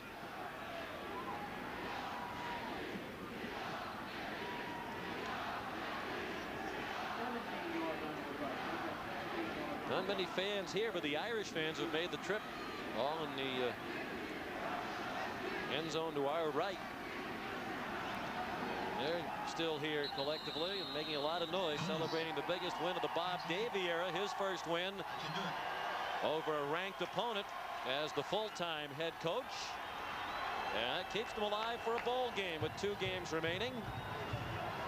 You look at that man, you say he's a football coach. Greg Madison, his defense terrific today. Might have had the shutout, if not for the ill-advised big punt. And Jerry DiNardo continues to wonder about his team. Every step forward, it seems, is followed by a step in reverse. Here's Michelle Tafoya. With Coach Bob Davie, you said coming into this game you felt good about this team, but did you expect a 24-6 score and basically to dominate LSU? No, but I thought we'd play well. You know, a credit to our football team and our coaches, and I mean this sincerely. We've had a bunch of bumps in the road, but these kids have really hung in there, and we're a better football team now than we've been all year. And we've got some guys back healthy where we have a chance. So, no, I didn't expect us to win this convincingly, but I did expect us to play well. You're now at 5-5, a 3-game winning streak, and a chance at a winning season and a bowl berth. What was the most important thing about this win? Well, I just want to enjoy this win right now. I'll worry about the next one later. But I think just to reward players and coaches for working their tail off and sticking together. You know, we thought we've showed improvement, but we really wanted to show the nation and everyone else. So I'm just glad for our players and our staff to get to reap some rewards for all the hard work. You come in and you're the head coach in Notre Dame, and it's so important to get this team back on a winning track. So talk a little bit about that and what this game means in terms of that. Well, I think just consistency, you know, believing in what you're doing. And, you know, we've certainly had a lot of opportunities to panic this year, but nobody's panicked. And this football team has a real good feeling about itself. You know, we realized we had some things happen to us early in the year that were tough. And I think it's just being consistent and believing in each other. Congratulations on the win, Coach. Thank you, Michelle. I appreciate it. Let's go back upstairs to Sean McDonough. And what a great scene for Irish fans. Tell how emotional they are about this big win, celebrating with those fans we spoke of who remained in the right end zone in a virtually flawless performance by the players. No penalties, no turnovers for Notre Dame today. Bob Davie and the Irish, even their record at 5-5. LSU now 7-3 with a big conference battle remaining. For Michelle Tafoya and Terry Donahue, Sean McDonough saying so long from Baton Rouge. We'll join Jim Nantz in the studios in New York after this.